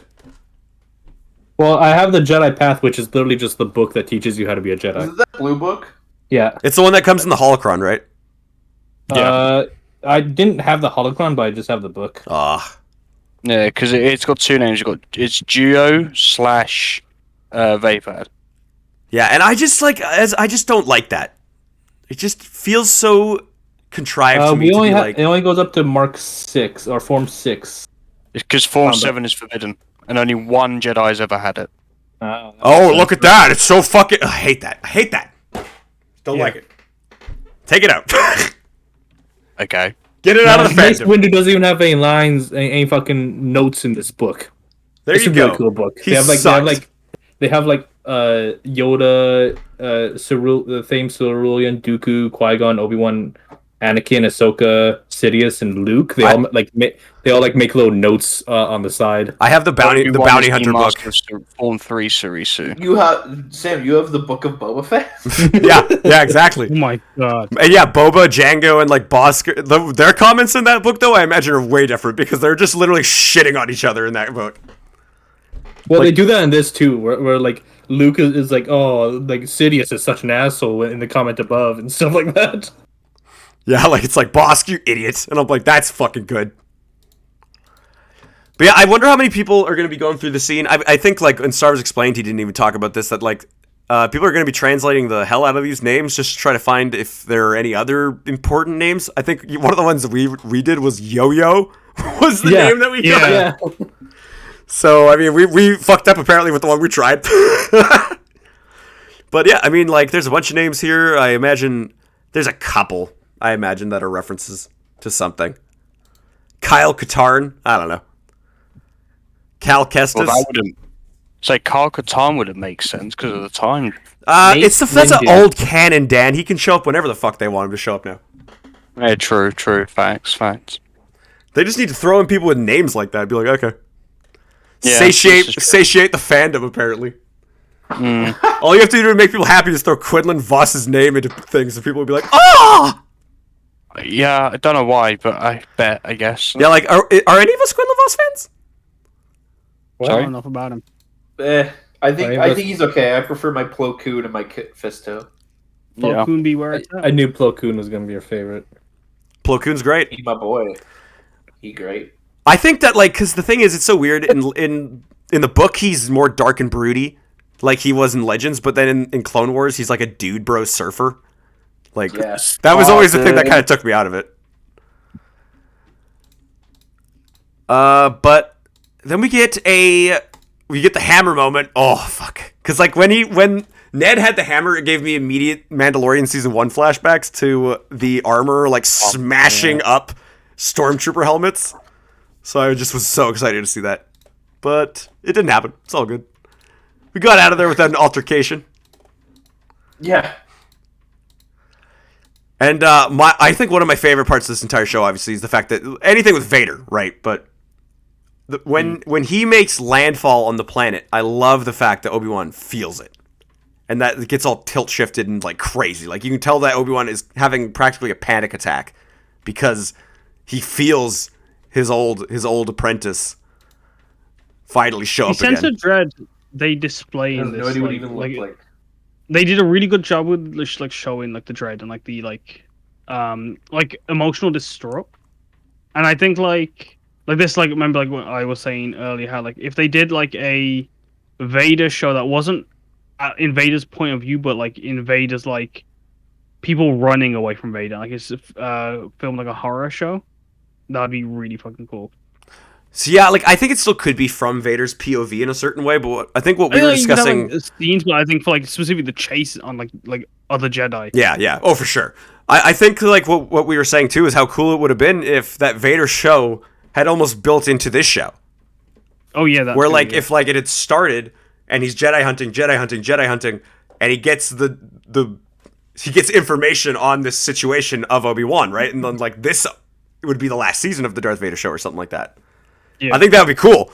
We kind of missed out on that a bit, but it is what it is. They should hire us. Hey, how many times have we said it? Yeah, Lucasfilm, hire us, please. We need it. We do. But yeah, I love Vader fucking walking through the village, stopping, kind of. I think he obviously senses Obi-Wan in some capacity, and then just snaps a kid's neck. Suffocates the father, and drags like a woman, like on the ground behind him. Like, holy shit, dude! That is the best Vader we've ever seen. Yeah, I was like, holy fuck, this guy's brutal. Actually, on screen, I should say. He's done things like that in the comics for sure, but yeah, like on screen, this was the most brutal Darth Vader we've ever seen. Very brutal. Like you can just see the thought process kind of happening, where he's like he feels him, and then he kind of glances over and just fucking grabs the guy from the window. It's interesting as well. Like, sorry, go on, Dan. Sorry. Give me just 1 second. I need to really quickly run to the toilet. Oh, it's all good, man. It's okay. But yeah, like with the show of like just like visceral like power, it's interesting. Like I think it mirrors that Rogue One scene. Yeah, like emotion. I think like this one's more terrifying because this is like civilians. Yeah. These are people the other ones weren't trying to be sort of kind of civilians. Yeah, they're soldiers, I guess. Yeah, you're right. Yeah, but like no, that's what I mean. Yeah, like they're soldiers. Like these are people that like were not in any like they did not expect to like die today. They did not expect like they weren't gonna like expect to like have to fight and like do something. Yeah, whenever you see Vader, don't look out the window. Just close that window and fucking go away. Like don't look at him. At the same time, like I think this will come in like later. Where like I wish like he was a lot more like just like exhibitionist in like how like much of the Force he like is like able to manipulate and like show him just throwing shit. And like pulling shit out of the sky and stuff like that. I think I'm sure we'll see things like that in the future for sure. I really hope that they like in live action, 'cause, like in the games they've done it. In live action, I really hope though, like they will not like shy away from like making him like specifically from like the Jedi Fallen Order moment at the end of the game that we were watching. I like my big one, like it's like that camera trick one, but I also like moments like where Cal tried to pull the thing down to crush Vader, but Vader like stops it. That's the kind of thing that I dig, where it's like Vader, you can try shit, but he's like, nah, bro, like I'm fucking stronger than you, and I know what's up. Like I know what you're trying to do. Rebels when they like, not even that like AT-ST on him, and they're like, if that won't kill him, what will? Yeah, I love it. Like it's just like showing how this guy is like literally the Terminator. He's unstoppable. Yeah, like no one knows the Force like Vader does, and. Like that's the most like one of the most interesting things about him, and I wish they just weren't scared to play with it. I felt like it was kind of weird, admittedly. Like, yeah, like Obi-Wan is like kind of freaking out about facing Vader in this way, but simultaneously is like, go take Leia. Like, I have to do this. Take Leia down the tunnel. I'll figure it out. I think why didn't because it's like obviously like a lot of emotions, but on top of that, it's like, oh shit, he's gonna find out about Leia. Which in turn, he could also capture me, and then I'll tell him about Luke, and everyth's fucked. Everything's fucked. I think that's probably why he's freaking out even more. Oh, absolutely. I still want info about Form 7, but only the Temple has battle masters. They train the initiates and Padawans in use of Forms 1 through 6, and only impart knowledge about Form 7 to those they earned the trust of. Oh. Yeah. So only the most trustworthy. And Anakin put a quote about him being a little pissy that no one will teach him Form 7. That's interesting because, like, makes me do. He doesn't trust him. And here's like a quote from Dooku, Kenobi, and Ahsoka. So in the use of Forms 1 through 6 combat moves, they take on too much. Someone who spent all this time studying a single form could probably best a battle master. That's by Dooku. Kenobi says, "I'd like to see Dooku best a battle master." And then Ahsoka says, "The way I heard that Dooku beat Obi-Wan." Mm-hmm. Huh. Wow. Like, yeah, isn't like Dooku like the best? Like he's like the best, one of the best duelists. Yeah. But Anakin beat him. And yeah, so I also like that they show the Inquisitors. The Inquisitors, like, as Vader's doing all this shit, like, even the Inquisitors are like, what the fuck, bro? Like, what are you doing? I love that. Like, it shows, like, the different levels that, like, these people are at. Like, that they don't think that, like, they should even be doing this, per se. I wanted to say, like, sorry, go on. No, you go. I like how you like at the beginning of today you were like, I don't think I'm gonna like be like super like loud or active and stuff, and like you didn't, like, you said you were gonna comment and say something at the beginning of the stream, and that you didn't say anything. Well, I think I gauged that, like, I'm feeling it better enough that I can kind of talk. I think my only worry is that I'm coming off as nasally. You know, that's my biggest worry, but hopefully that should be fine. My favorite shot of the episode, I gotta say, is when fucking Vader shows up in the quarry and just ignites his lightsaber. Like, that right there, like, that. There's a reason why that shot is, like, the cover image of the show. It's fucking beautiful. Yeah, like, I think this scene should have been filmed where, like, it shows how towering Vader is. And just, like, it doesn't, like, it only shows him, like, in shadow, is what I wish they did. Where, like, the only time you ever seen was, like, in the silhouette of his own lightsaber. And the blue, of course. It's a very interestingly choreographed scene where it is, like, which is a funny way of putting it, I will say. Like, he runs away right after, like, that confrontation, and immediately, like, I feel that, like, Vader is already like, oh, like, what the fuck? Like, this is all you are? Like, this is all I've been building up to at this point? Which is why I already am accepting the fact that he let him go at the end of this episode, because he wants this to go farther and go more. He wants it to be more satisfying. Yeah, he wants it to be more satisfying to kill this guy. You want to show that, like, yeah, like, this is, like, you were the master. Maybe that could be, like, that, like, that's what, like, he means, like, with, like, you were, like, he's letting that, like, happen. Like, he wants him to be better, so, like, he can show how much better he is now, that he's, like, he let the dark side corrupt him and take over. And the first time that Obi-Wan ignites his lightsaber in the show is not in a moment of triumph. Yeah, it's in a moment of fear. It's like he only does it because, like, usually, like, whenever they ignite the lightsaber, they do, like, a close up, and it's like, oh my god. Ew. But this one's like, oh my god, just does it, just like, fuck, oh shit. Like, I think this is actually some really cool, like, fucking, like, storytelling, where, like, you know, at the beginning where he's like, you know how you feel in the darkness. Yo. And, like, yeah. I like that a lot, like, dude. Shit. Hey, that's pretty good. Except it didn't really work out this time, fucko, did it? He's still afraid. I love it. Still, well, exactly, and I think that's what adds, like, you know? Oh my god. He's still not connected to the Force. Yeah. But, like, this is, like, him making... Yeah. Yo, Kaz, okay, I think you unlocked it. What can I say? I just love storytelling. I think my rating of this episode has actually shot up if, like with that, like, even if that's just a headcanon, that's still something. This is what I find when we talk about these shows. I might come out of it being, like, a little meh, but after we talk about it, I feel like I come around a little bit on each one. Like, I feel like I get more out of it. Yeah. Like, the more we, like, discuss and figure out, it's like, okay, yeah, like, I see it. Yeah. Like this is like I like the way I, like, look at stuff like this, like to be a fan is to have discussions like this, to, like, not always like everything, but, like, be open enough to, like, want it to be better, and, like, discuss and, like, say why you don't like something and why, like, you think it should improve, and then, like, learning through the discussions and, like, gaining a better, like, a bit more perspective, like just now, like there was, like, a lot of, like, my thoughts had changed through the discussion, and a lot of my, like, perspective has changed, and then even like realizing that, like, bit of symbolism, maybe my opinion has immediately changed from, like, a negative, like, or not negative, like, initially, like, very mild impression to one that's okay. That's this there's a lot of promise. There's a lot of really cool stuff that, like, I think, like, if they play their cards right, they'll have, like, something really good on their hands. Have you guys heard the theories that this third sister was kind of put through this Jedi passageway, the path, I guess is what they call it, yeah? And that's why she reaches out. She seems very aware of where things are. I guess that's because she uses, like, some sort of telemetry, or what do we call it again? Is that what the... What's the one where you, like, you the one that Quinlan Voss has where it's like you can feel things.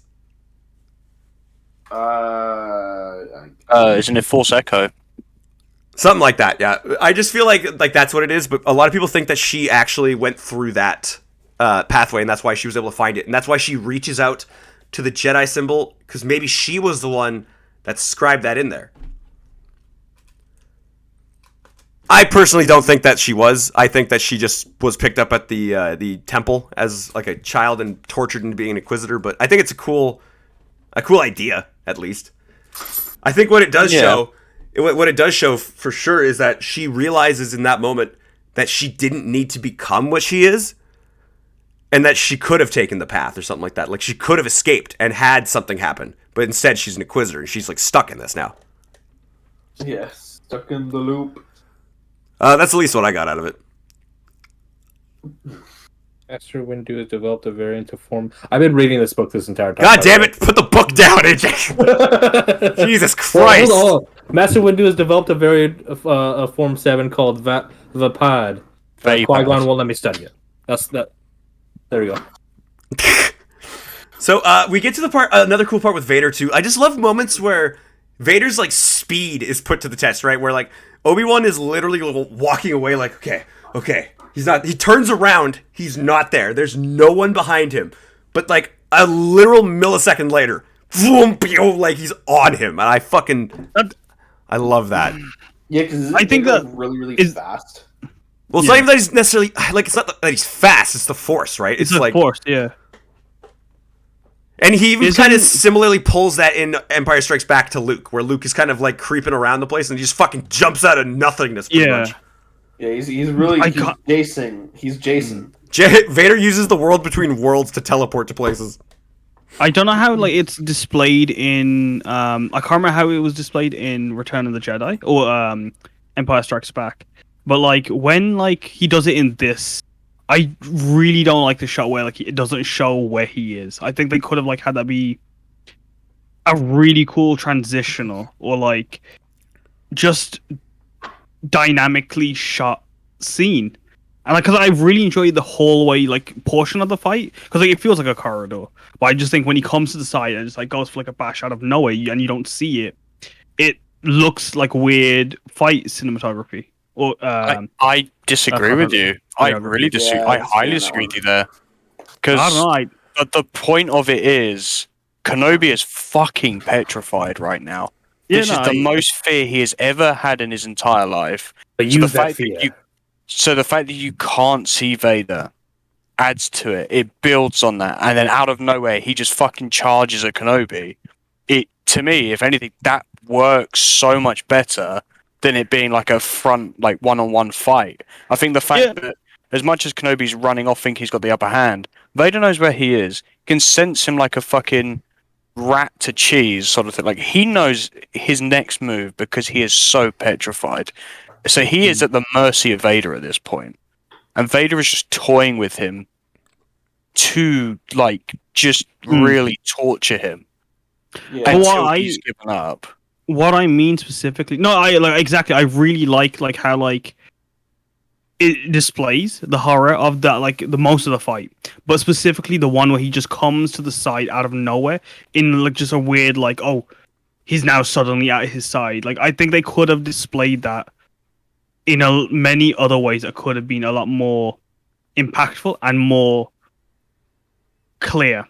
Is the way I'd put it. Because I feel like that was just it just looked weird. Like I feel like in regards to like fight choreography, like knowing the distance and like and the spacing makes or breaks a fight scene, and like how many times you like by like doing many cuts. But I feel like that's weird. kind of like what we're doing, the horror aspect of Vader, though, right? Where like we're saying, like where he is the Jason Voorhees kind of character. Like Jason does that all the time, where like he just appears and it's like, holy fuck! Like how did you do that? Literally, the only thing that could have changed is him coming out the other direction, like just the other side of Kenobi, because that's where he was running from.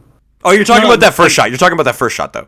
Like where like I'm thinking of the shot where he's like coming around like the like dirt bank or something. Yeah, like that's when Vader like initially takes off. We're talking about like the fight scene later where like he just shows up. It's in the middle. Yeah, where he just shows up out of nowhere. Like he didn't even show up. He just shows his lightsaber come out of nowhere.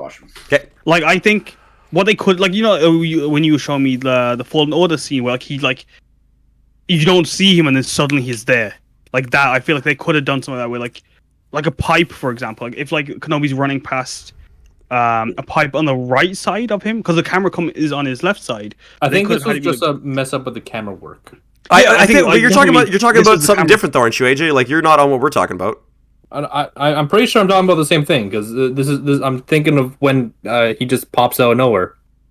But you're thinking of like at the beginning of the fight is what you're thinking of.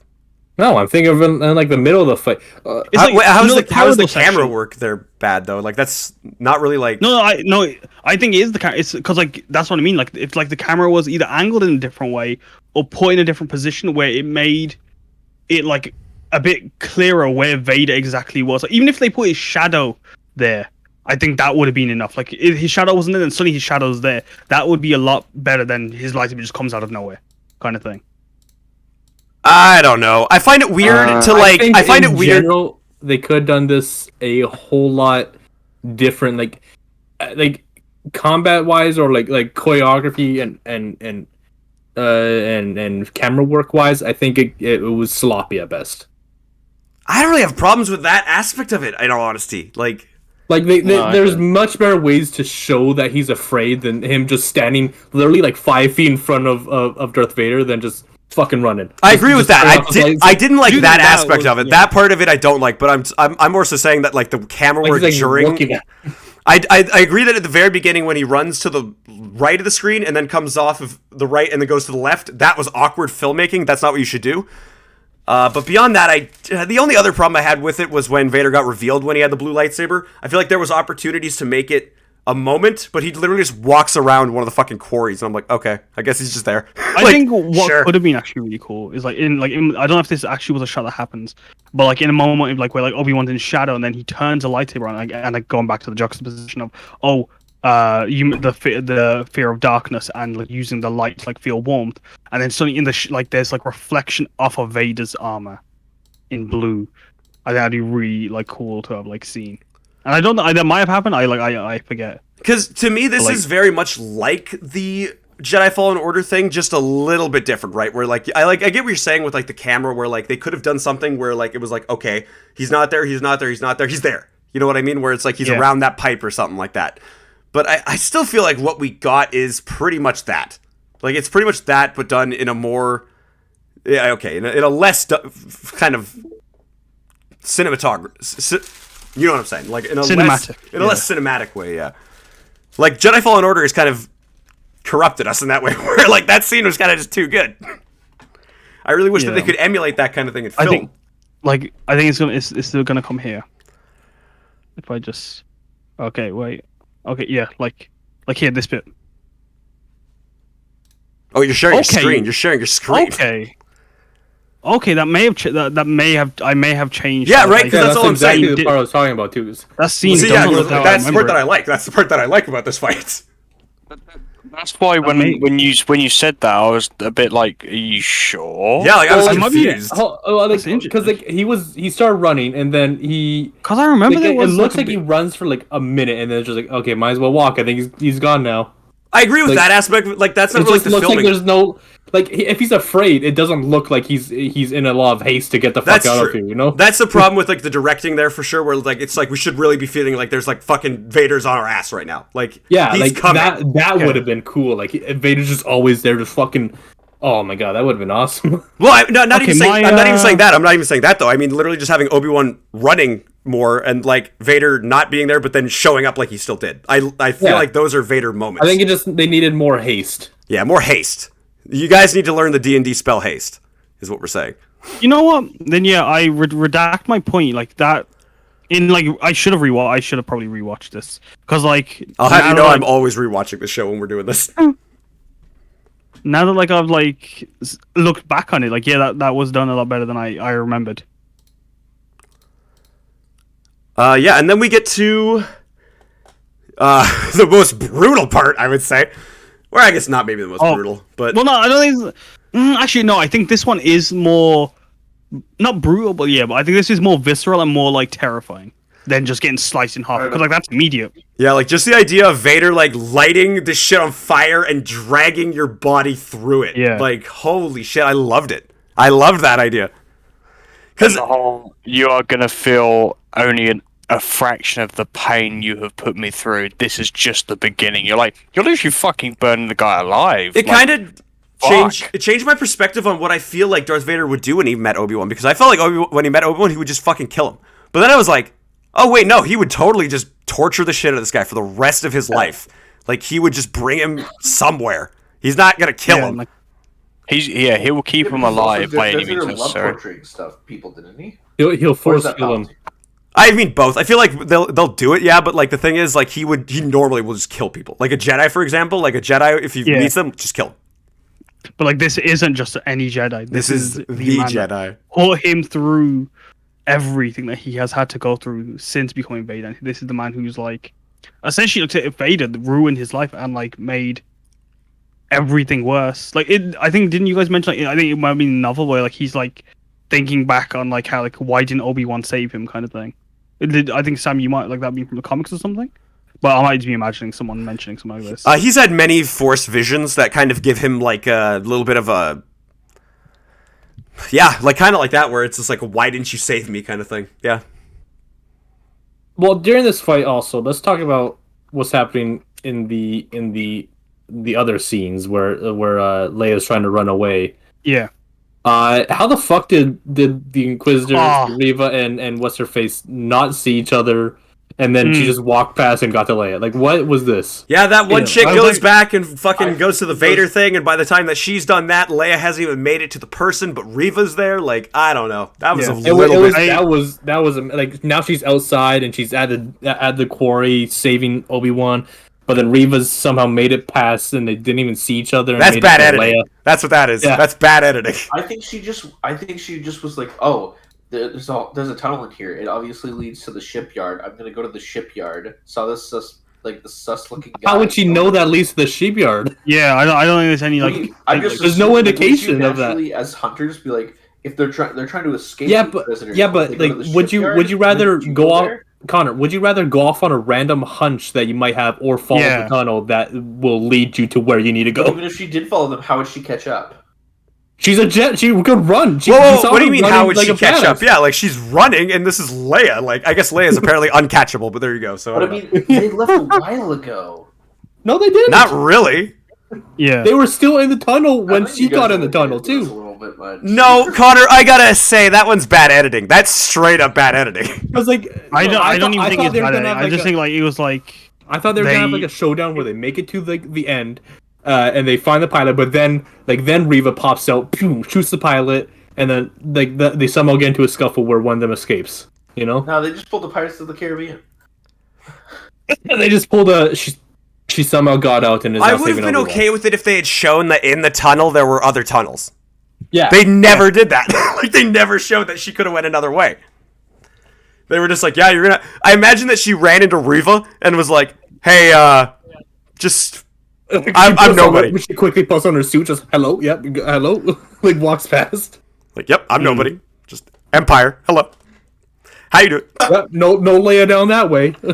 Like, yeah, to the extent though, like, not to jump back to the Vader thing really quickly, but because I'm sorry, do you guys have anything else to say about that scene with the editing and stuff? Or no, I just wanted to bring that up. Just gotta bring it up, right? It's just like a weird thing. It's definitely one of those moments.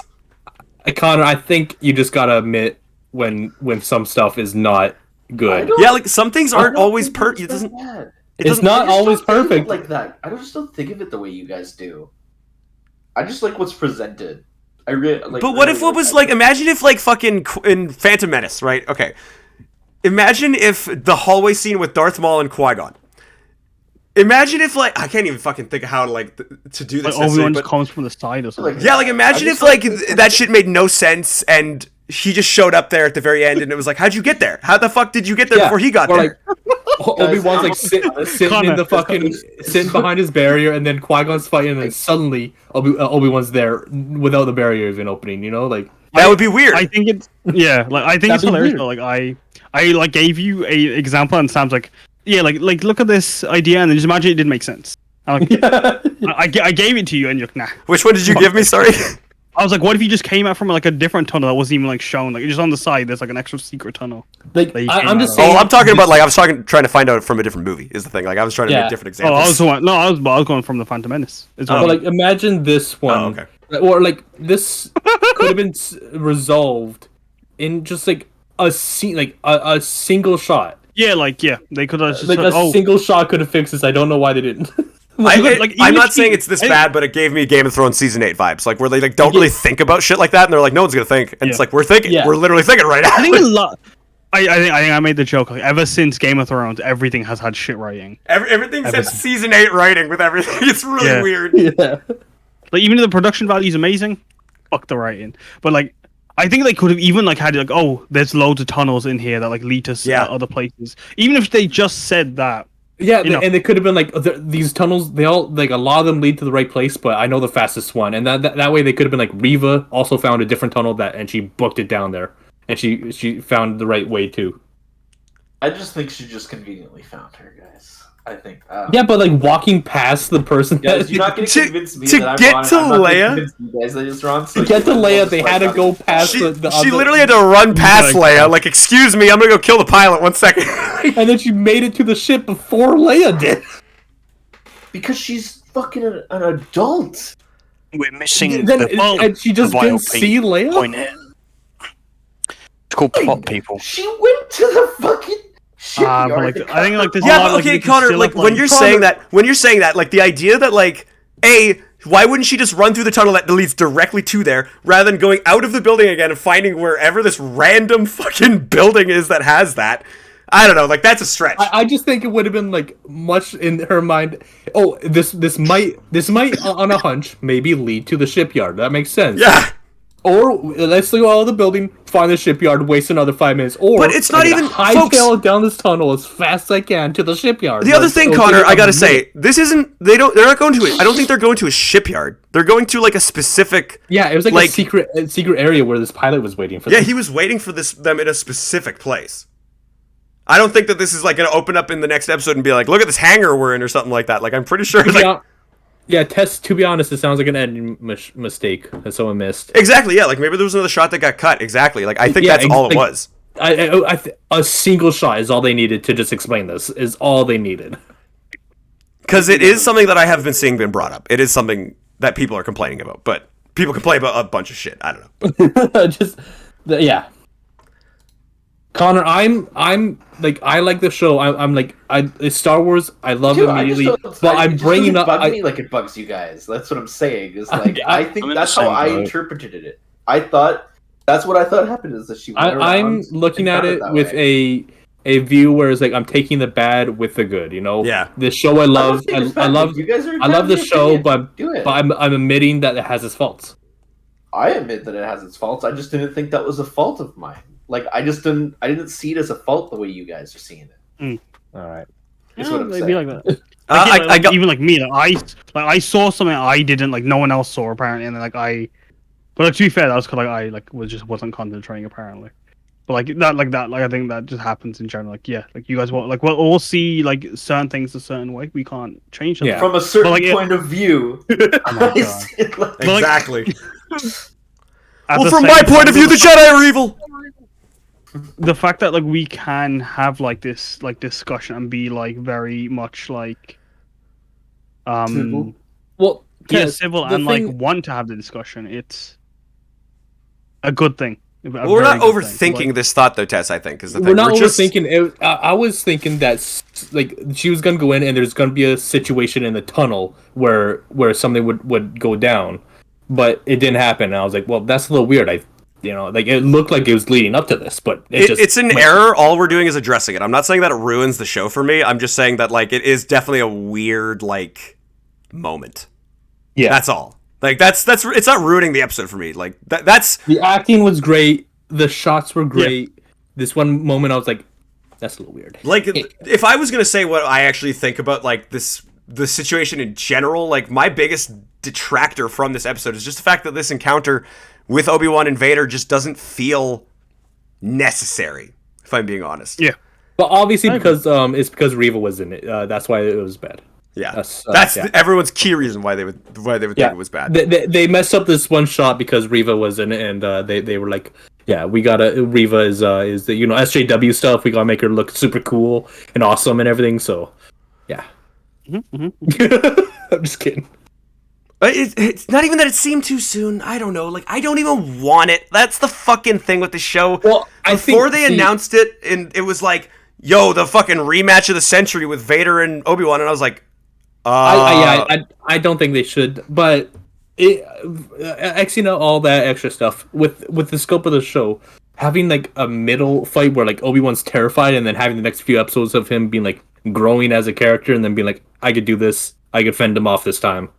You know? But I think that should have been done with an Inquisitor or something like that. I don't know. Yeah, you're probably right. Because, like, making it... Because, like, yeah, then when Vader and them have their last fight, I just don't like the idea of, like, him saying everything that he says in A New Hope, and then this being what he's talking about, or whatever the next fight that they have is going to be. Like, when I left you, I was the learner, now I am the master. Just... doesn't feel like it makes... It doesn't feel as impactful. Yeah, it just doesn't mean as much. And even the... I think this is the same kind of line, but literally he just says, like, a presence I have not felt since... ... And it's like, before that, you thought, oh shit, he's talking... I've a presence I've not felt since I was literally cut up, like, burning to death on the shores of Mustafar. I have not felt that presence since then. Yeah, because, like, I think, like, it was the implication that he's... still thought he was dead in A New Hope, you know? Yeah. Yeah, so it's just kind of weird. Him now knowing that he's alive is like... Yeah.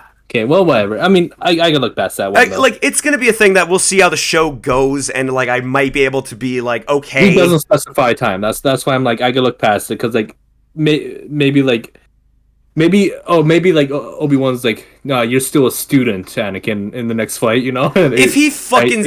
kicks his ass. Damn, if he does that... If he says shit like that and then fucking kicks his ass, I'd be like, oh, hell yeah. Well, that's the other thing, though. I just don't really feel like Obi-Wan should come out of this show in a place where Vader is like, wow, Obi-Wan was badass. You know? Yeah, I agree. Like, I kind of want the confrontation on the Death Star to be like a moment where Vader's like, okay, I fought you like 10 years ago then, and that was pretty easy, so now I'm going to kick your ass again. I don't know. It just feels weird. If that line happens, AJ, I might fucking eat my shoe. This really does like emphasize. I forget what was a Robot Chicken where like they were fighting. And like, man, we're both really old, aren't we? Yep. It really emphasizes that, like in A New Hope, where they're both just flailing their sticks around. You know, like we're old, man. Yeah, that's my least favorite lightsaber fight in the entire franchise. Tisk tisk. The entire franchise? I'd say so. Yeah, I think it's the worst fight. Yeah. Well, I mean, like, I'm not counting like shows. Honestly, like unpopular opinion, Episode 4 is like one of my least favorite out of all the Star Wars films. It's the thing is, it started it all, right? So that's a lot of what people's love for it comes from. I will admit that I put it in my top like 4. I think. I mean, it's probably up there for me is the thing. Let's see what Tess put here. He doesn't specify a time. Who are we talking? What are we talking about? Are we talking about the Vader thing? She put something in Discord. Oh, okay. Alright, seeing some tweets about how Obi-Wan Kenobi series breaks canon based on what is said in A New Hope, so let's get the source and break down the dialogue. Okay, here we go. Let's see this. Alright, when the Falcon is pulled into the Death Star, Vader says, I sense something, a presence I haven't felt since... ...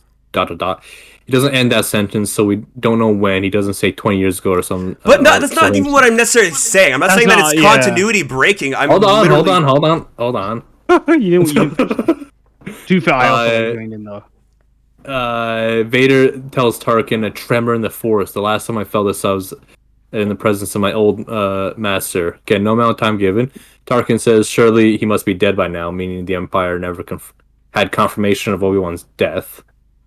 Vader says he's been waiting for Obi-Wan. Originally, we all thought he was waiting 19 years, but it's possible he's waiting actually 9 years. Since our impatience, any amount of time would make him say at last.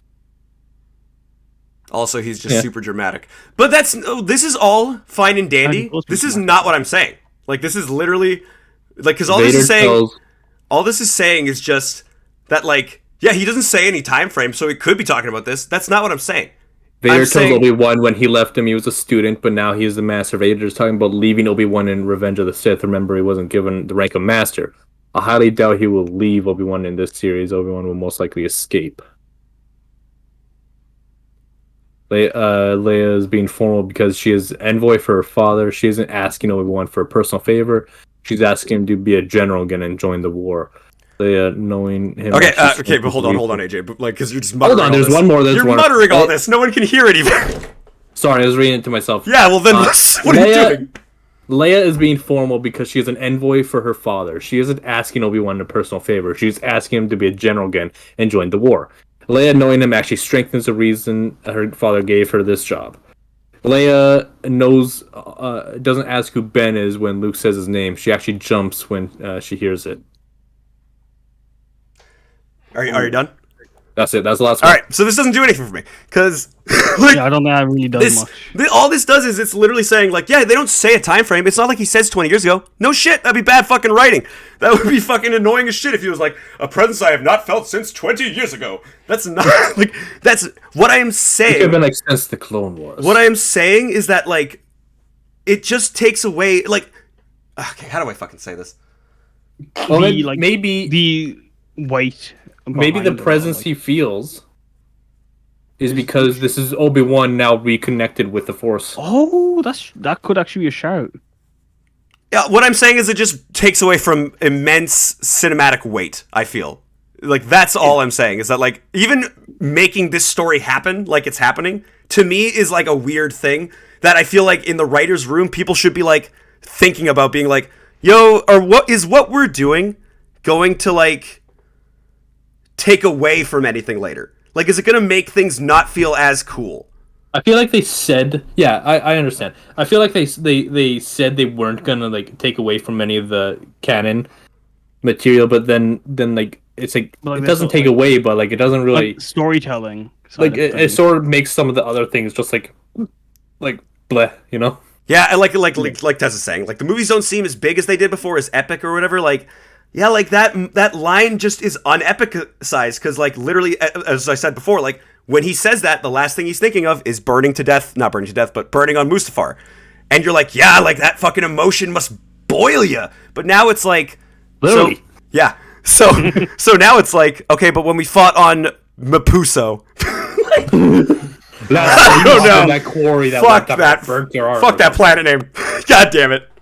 This doesn't bother me, but we'll see where the series ends. Like, yeah, exactly. I'm certain, like, he's gonna keep going. Like, I think, like, he's gonna have to either do, like, the like death thing again, and that's what causes him to, like, I think that's what, like, the whole, like, turning to a force, like echo thing, whatever. Them just doing the fucking he's dead again. Yeah, like, that's what I think they're gonna do.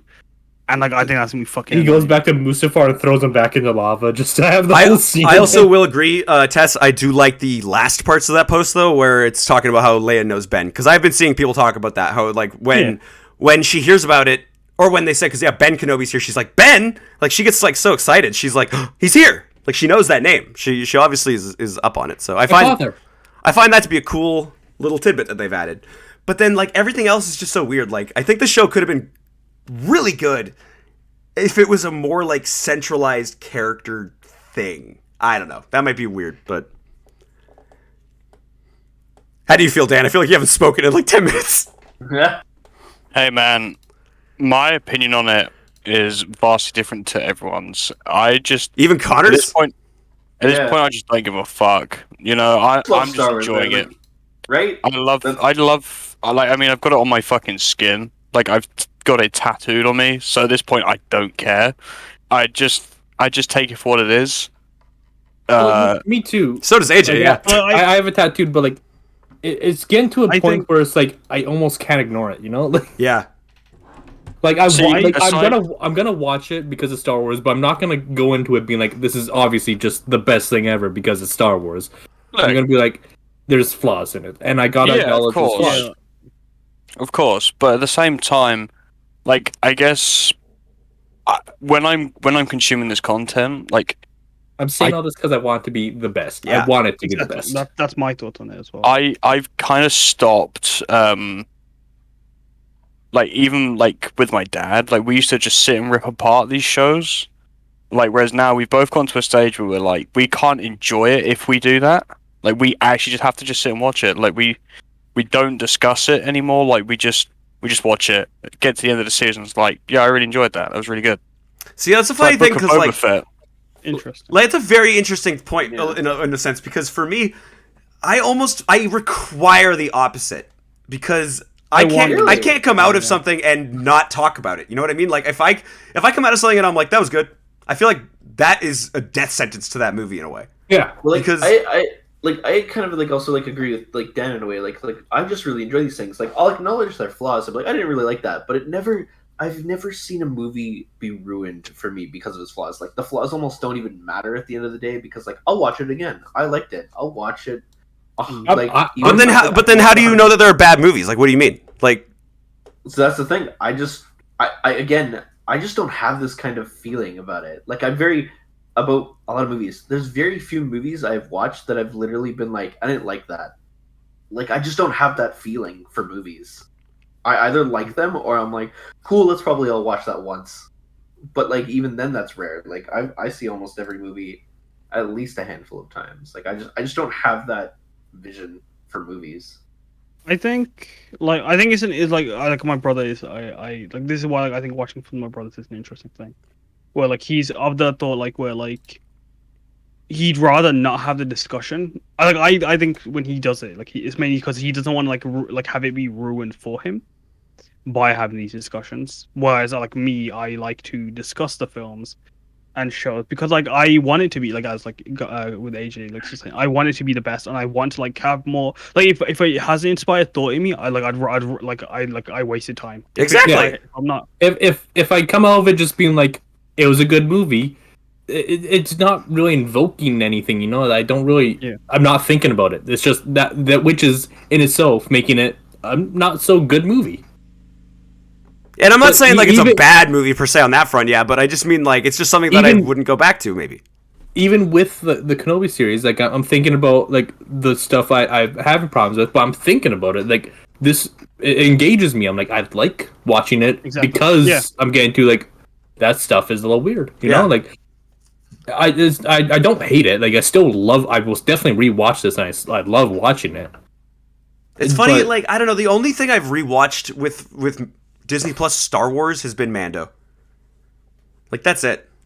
Yeah. Everything. Really? Book of Boba Fett. I don't really intend to go back to. It is very hard to discuss when someone has a very different opinion. Because, yeah, exactly. Like it's just, it's hard to. It's hard to, you know, I'm because I always get down to it where I'm trying to convince them of my opinion.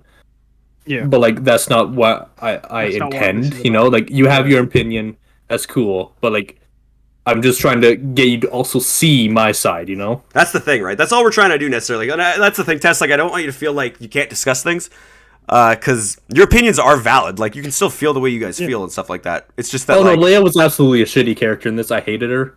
I'm just no, and I like that's the thing that I will stand by the show fucking entirely is the fact that I think the Leia thing is a great choice. I think it's very inspired. I thought she was, and a lot of people are hating the actress, but I liked it. I like the actress. She's like that just shows that like the fandom hasn't learned anything. Yeah, like honestly, like at the end of the day, like again, like I love all these shows. There's things that like I agree. I may not like necessarily agree. Like I may not disagree or like, but like it doesn't like. I'll just still watch them and love them for it. It almost makes it fun in a way to like notice the flaws, like the fact that they could have walked around the gate, for example. Connor, they totally could have walked around the fucking gate. I'll acknowledge that. That's a little weird, but it's funny. And now when I watch that shit, I'm like, just walk around. Like, well, that's what I'm saying too. Joke. Like it's so funny to me. But imagine we all have your mindset, and this show is. Like just us being like that was a great show, that was a great episode. Yeah, I loved all like this. That's the end, guys. Like it wouldn't really have a discussion then. It wouldn't really be an episode 3 discussion. It'd be an episode 3 was great. I watched the Star Wars Explained like 2.5 hour video on this episode, and man, like what you're saying though, AJ, can happen because while I would like for people to be more real, it's insane to watch people blindly almost love something. And his guests this week, I felt, were very much like that. I don't want to point any fingers, but where it was like... It was me. And I'm not saying, like, even the way, Connor, you're talking about it, like, you're fine. What they were saying was, like, insane to me sometimes, where I just was like, okay, we're, like, really this reaching is the greatest piece of literature. Yeah, like, they were saying it was so fucking good, and I just was like, okay, like, bring it back, like, down a little bit. To the thing of, like, Clone Wars. So, like, a lot of people love Clone Wars, and I see, like, a lot of people out of all the animated shows, they're like, Clone Wars is the best. I think I like parts of Clone Wars, and there's other parts where I think it's bad. Episodes. Absolutely. Like, especially rewatching them, I'm like, yeah, these are good. Like, rewatching the Citadel episodes last night, for example, I remember, like, really liking those. And then, like, after rewatching them last night, I was like, they're kind of okay. There's things I like, but there's other things I'm like, oh, okay, well, that's a little odd. But, you know. Like, I love them, but I'll acknowledge that they have flaws, and I'll talk about them like we are doing now, which is great. But, like, I just also don't think of it in certain ways. Like, there's certain things that a lot of people get, like, all miffed about that I just didn't get miffed about. I don't know. I'm weird. Yeah. And that's okay. Like, because, like, that's... I'm not saying you're wrong for thinking this way, I know. Connor, at all. Like, I'm not saying you guys are wrong either. I totally understand, like, the vibe of it. And that's why I'm over in the corner here, like, being the other side. It's the devil's advocate, right? The Absolutely, yeah. Ahsoka ones are bomb. Dude, I fucking love Ahsoka's episodes.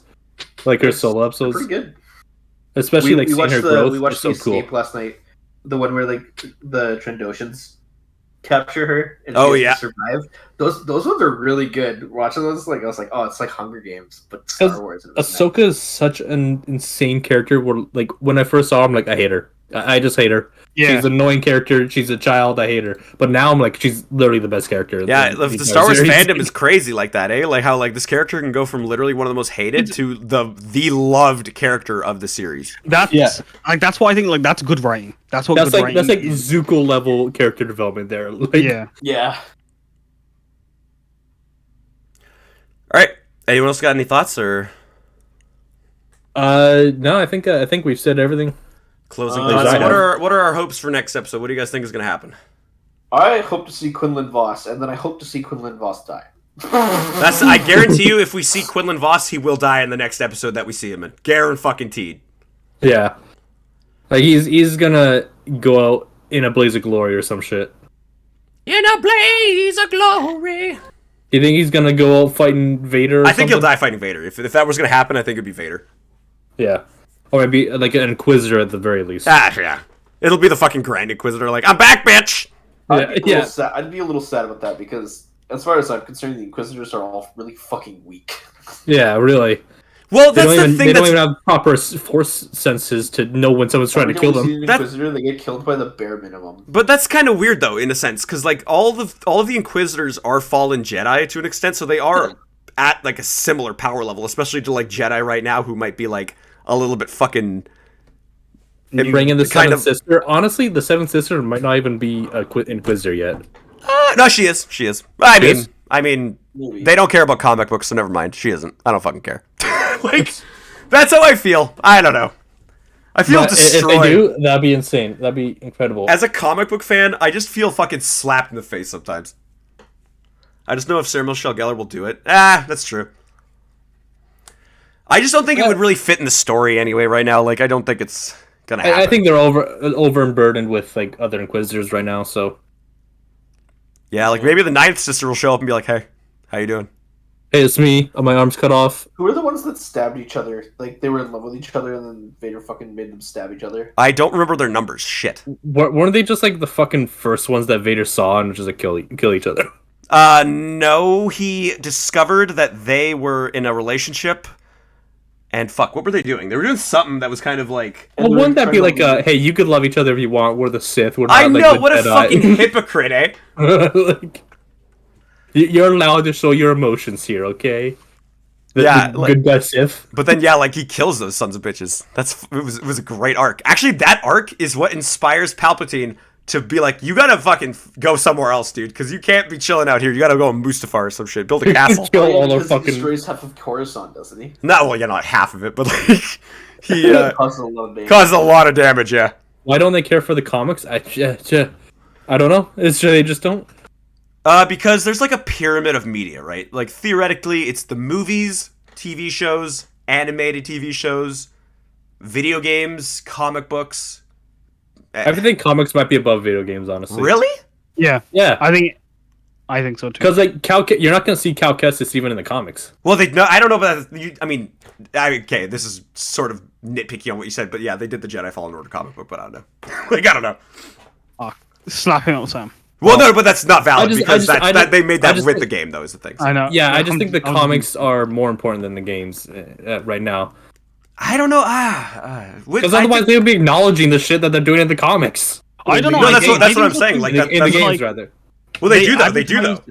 Because like they advertise the comics. The games more than the comics. They acknowledge what happens in the movies in the game, but they never talk about what happens in the game. Like, oh, this fucking even in this episode, like this tower was fucking destroyed by a Jedi like 10 years ago or like 5 years ago, and they just don't even bring that up. Well, but I don't know if that has to be brought up as a thing, right? Like, I'm just saying like it's an example of like they could have said like a line.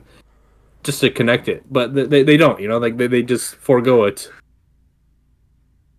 I don't know if I agree with that because I think that the Purge Troopers we're going to see in the next episode. So those are from Fallen Order. So those are rising up. Like those are like coming to live action now. So I think that actually, fuck, that's hard. This is a very hard because sometimes they care and sometimes they don't, right? Like prime example of that in Jedi Fallen Order is the Ninth Sister, where like she was first introduced in the comic books. And then they brought her into that video game. But I think that's, like you're saying, AJ, I think that if anything, those two mediums are probably the closest in relationship. Yeah. I think that the game is acknowledging the comic, which I think, again, puts the comics even higher. Really? Yeah, I get that though, but I just think that, like... If she appeared in the game first and then in the comic, I'd be like, well, there we go. Now the game's higher. But I just think that it's more about, like, who's seeing it. Is my thing, right? Where it's like I think the least amount of people are the ones reading the comic books. Oh, you're looking at like popularity here. That's what I'm saying. I think that's exactly. Okay. Well, I think that they see it in that way, where it's like the popularity of it matters like to what it is, right? Which is why it's really scary that when the Grand Inquisitor dies, you're like, holy fuck, that he might have just died, and they might just have said fuck it to something below that. You know what I mean? I don't think they did. Because they've done that with other things. With the comics is the problem. But that's the thing is like each media works as like a filter, like something in a comic might not make its way all the way up to a movie because it's from a fucking comic, and you have to go through all these other filters. The only thing that's what I'm saying. Exactly everything that you've relayed back to me because I don't read the comics. Exactly. That's y'all's fault. They're fucking good. That's y'all's fault. I've read a couple. I've read a few. Hey. They're free on they're free on Comixology if you've got Amazon Prime, so like that's actually how I'm starting to, that's how I'm reading them.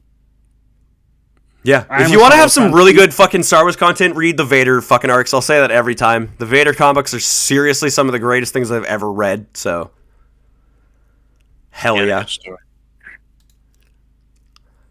Yeah. What do you say, Tom?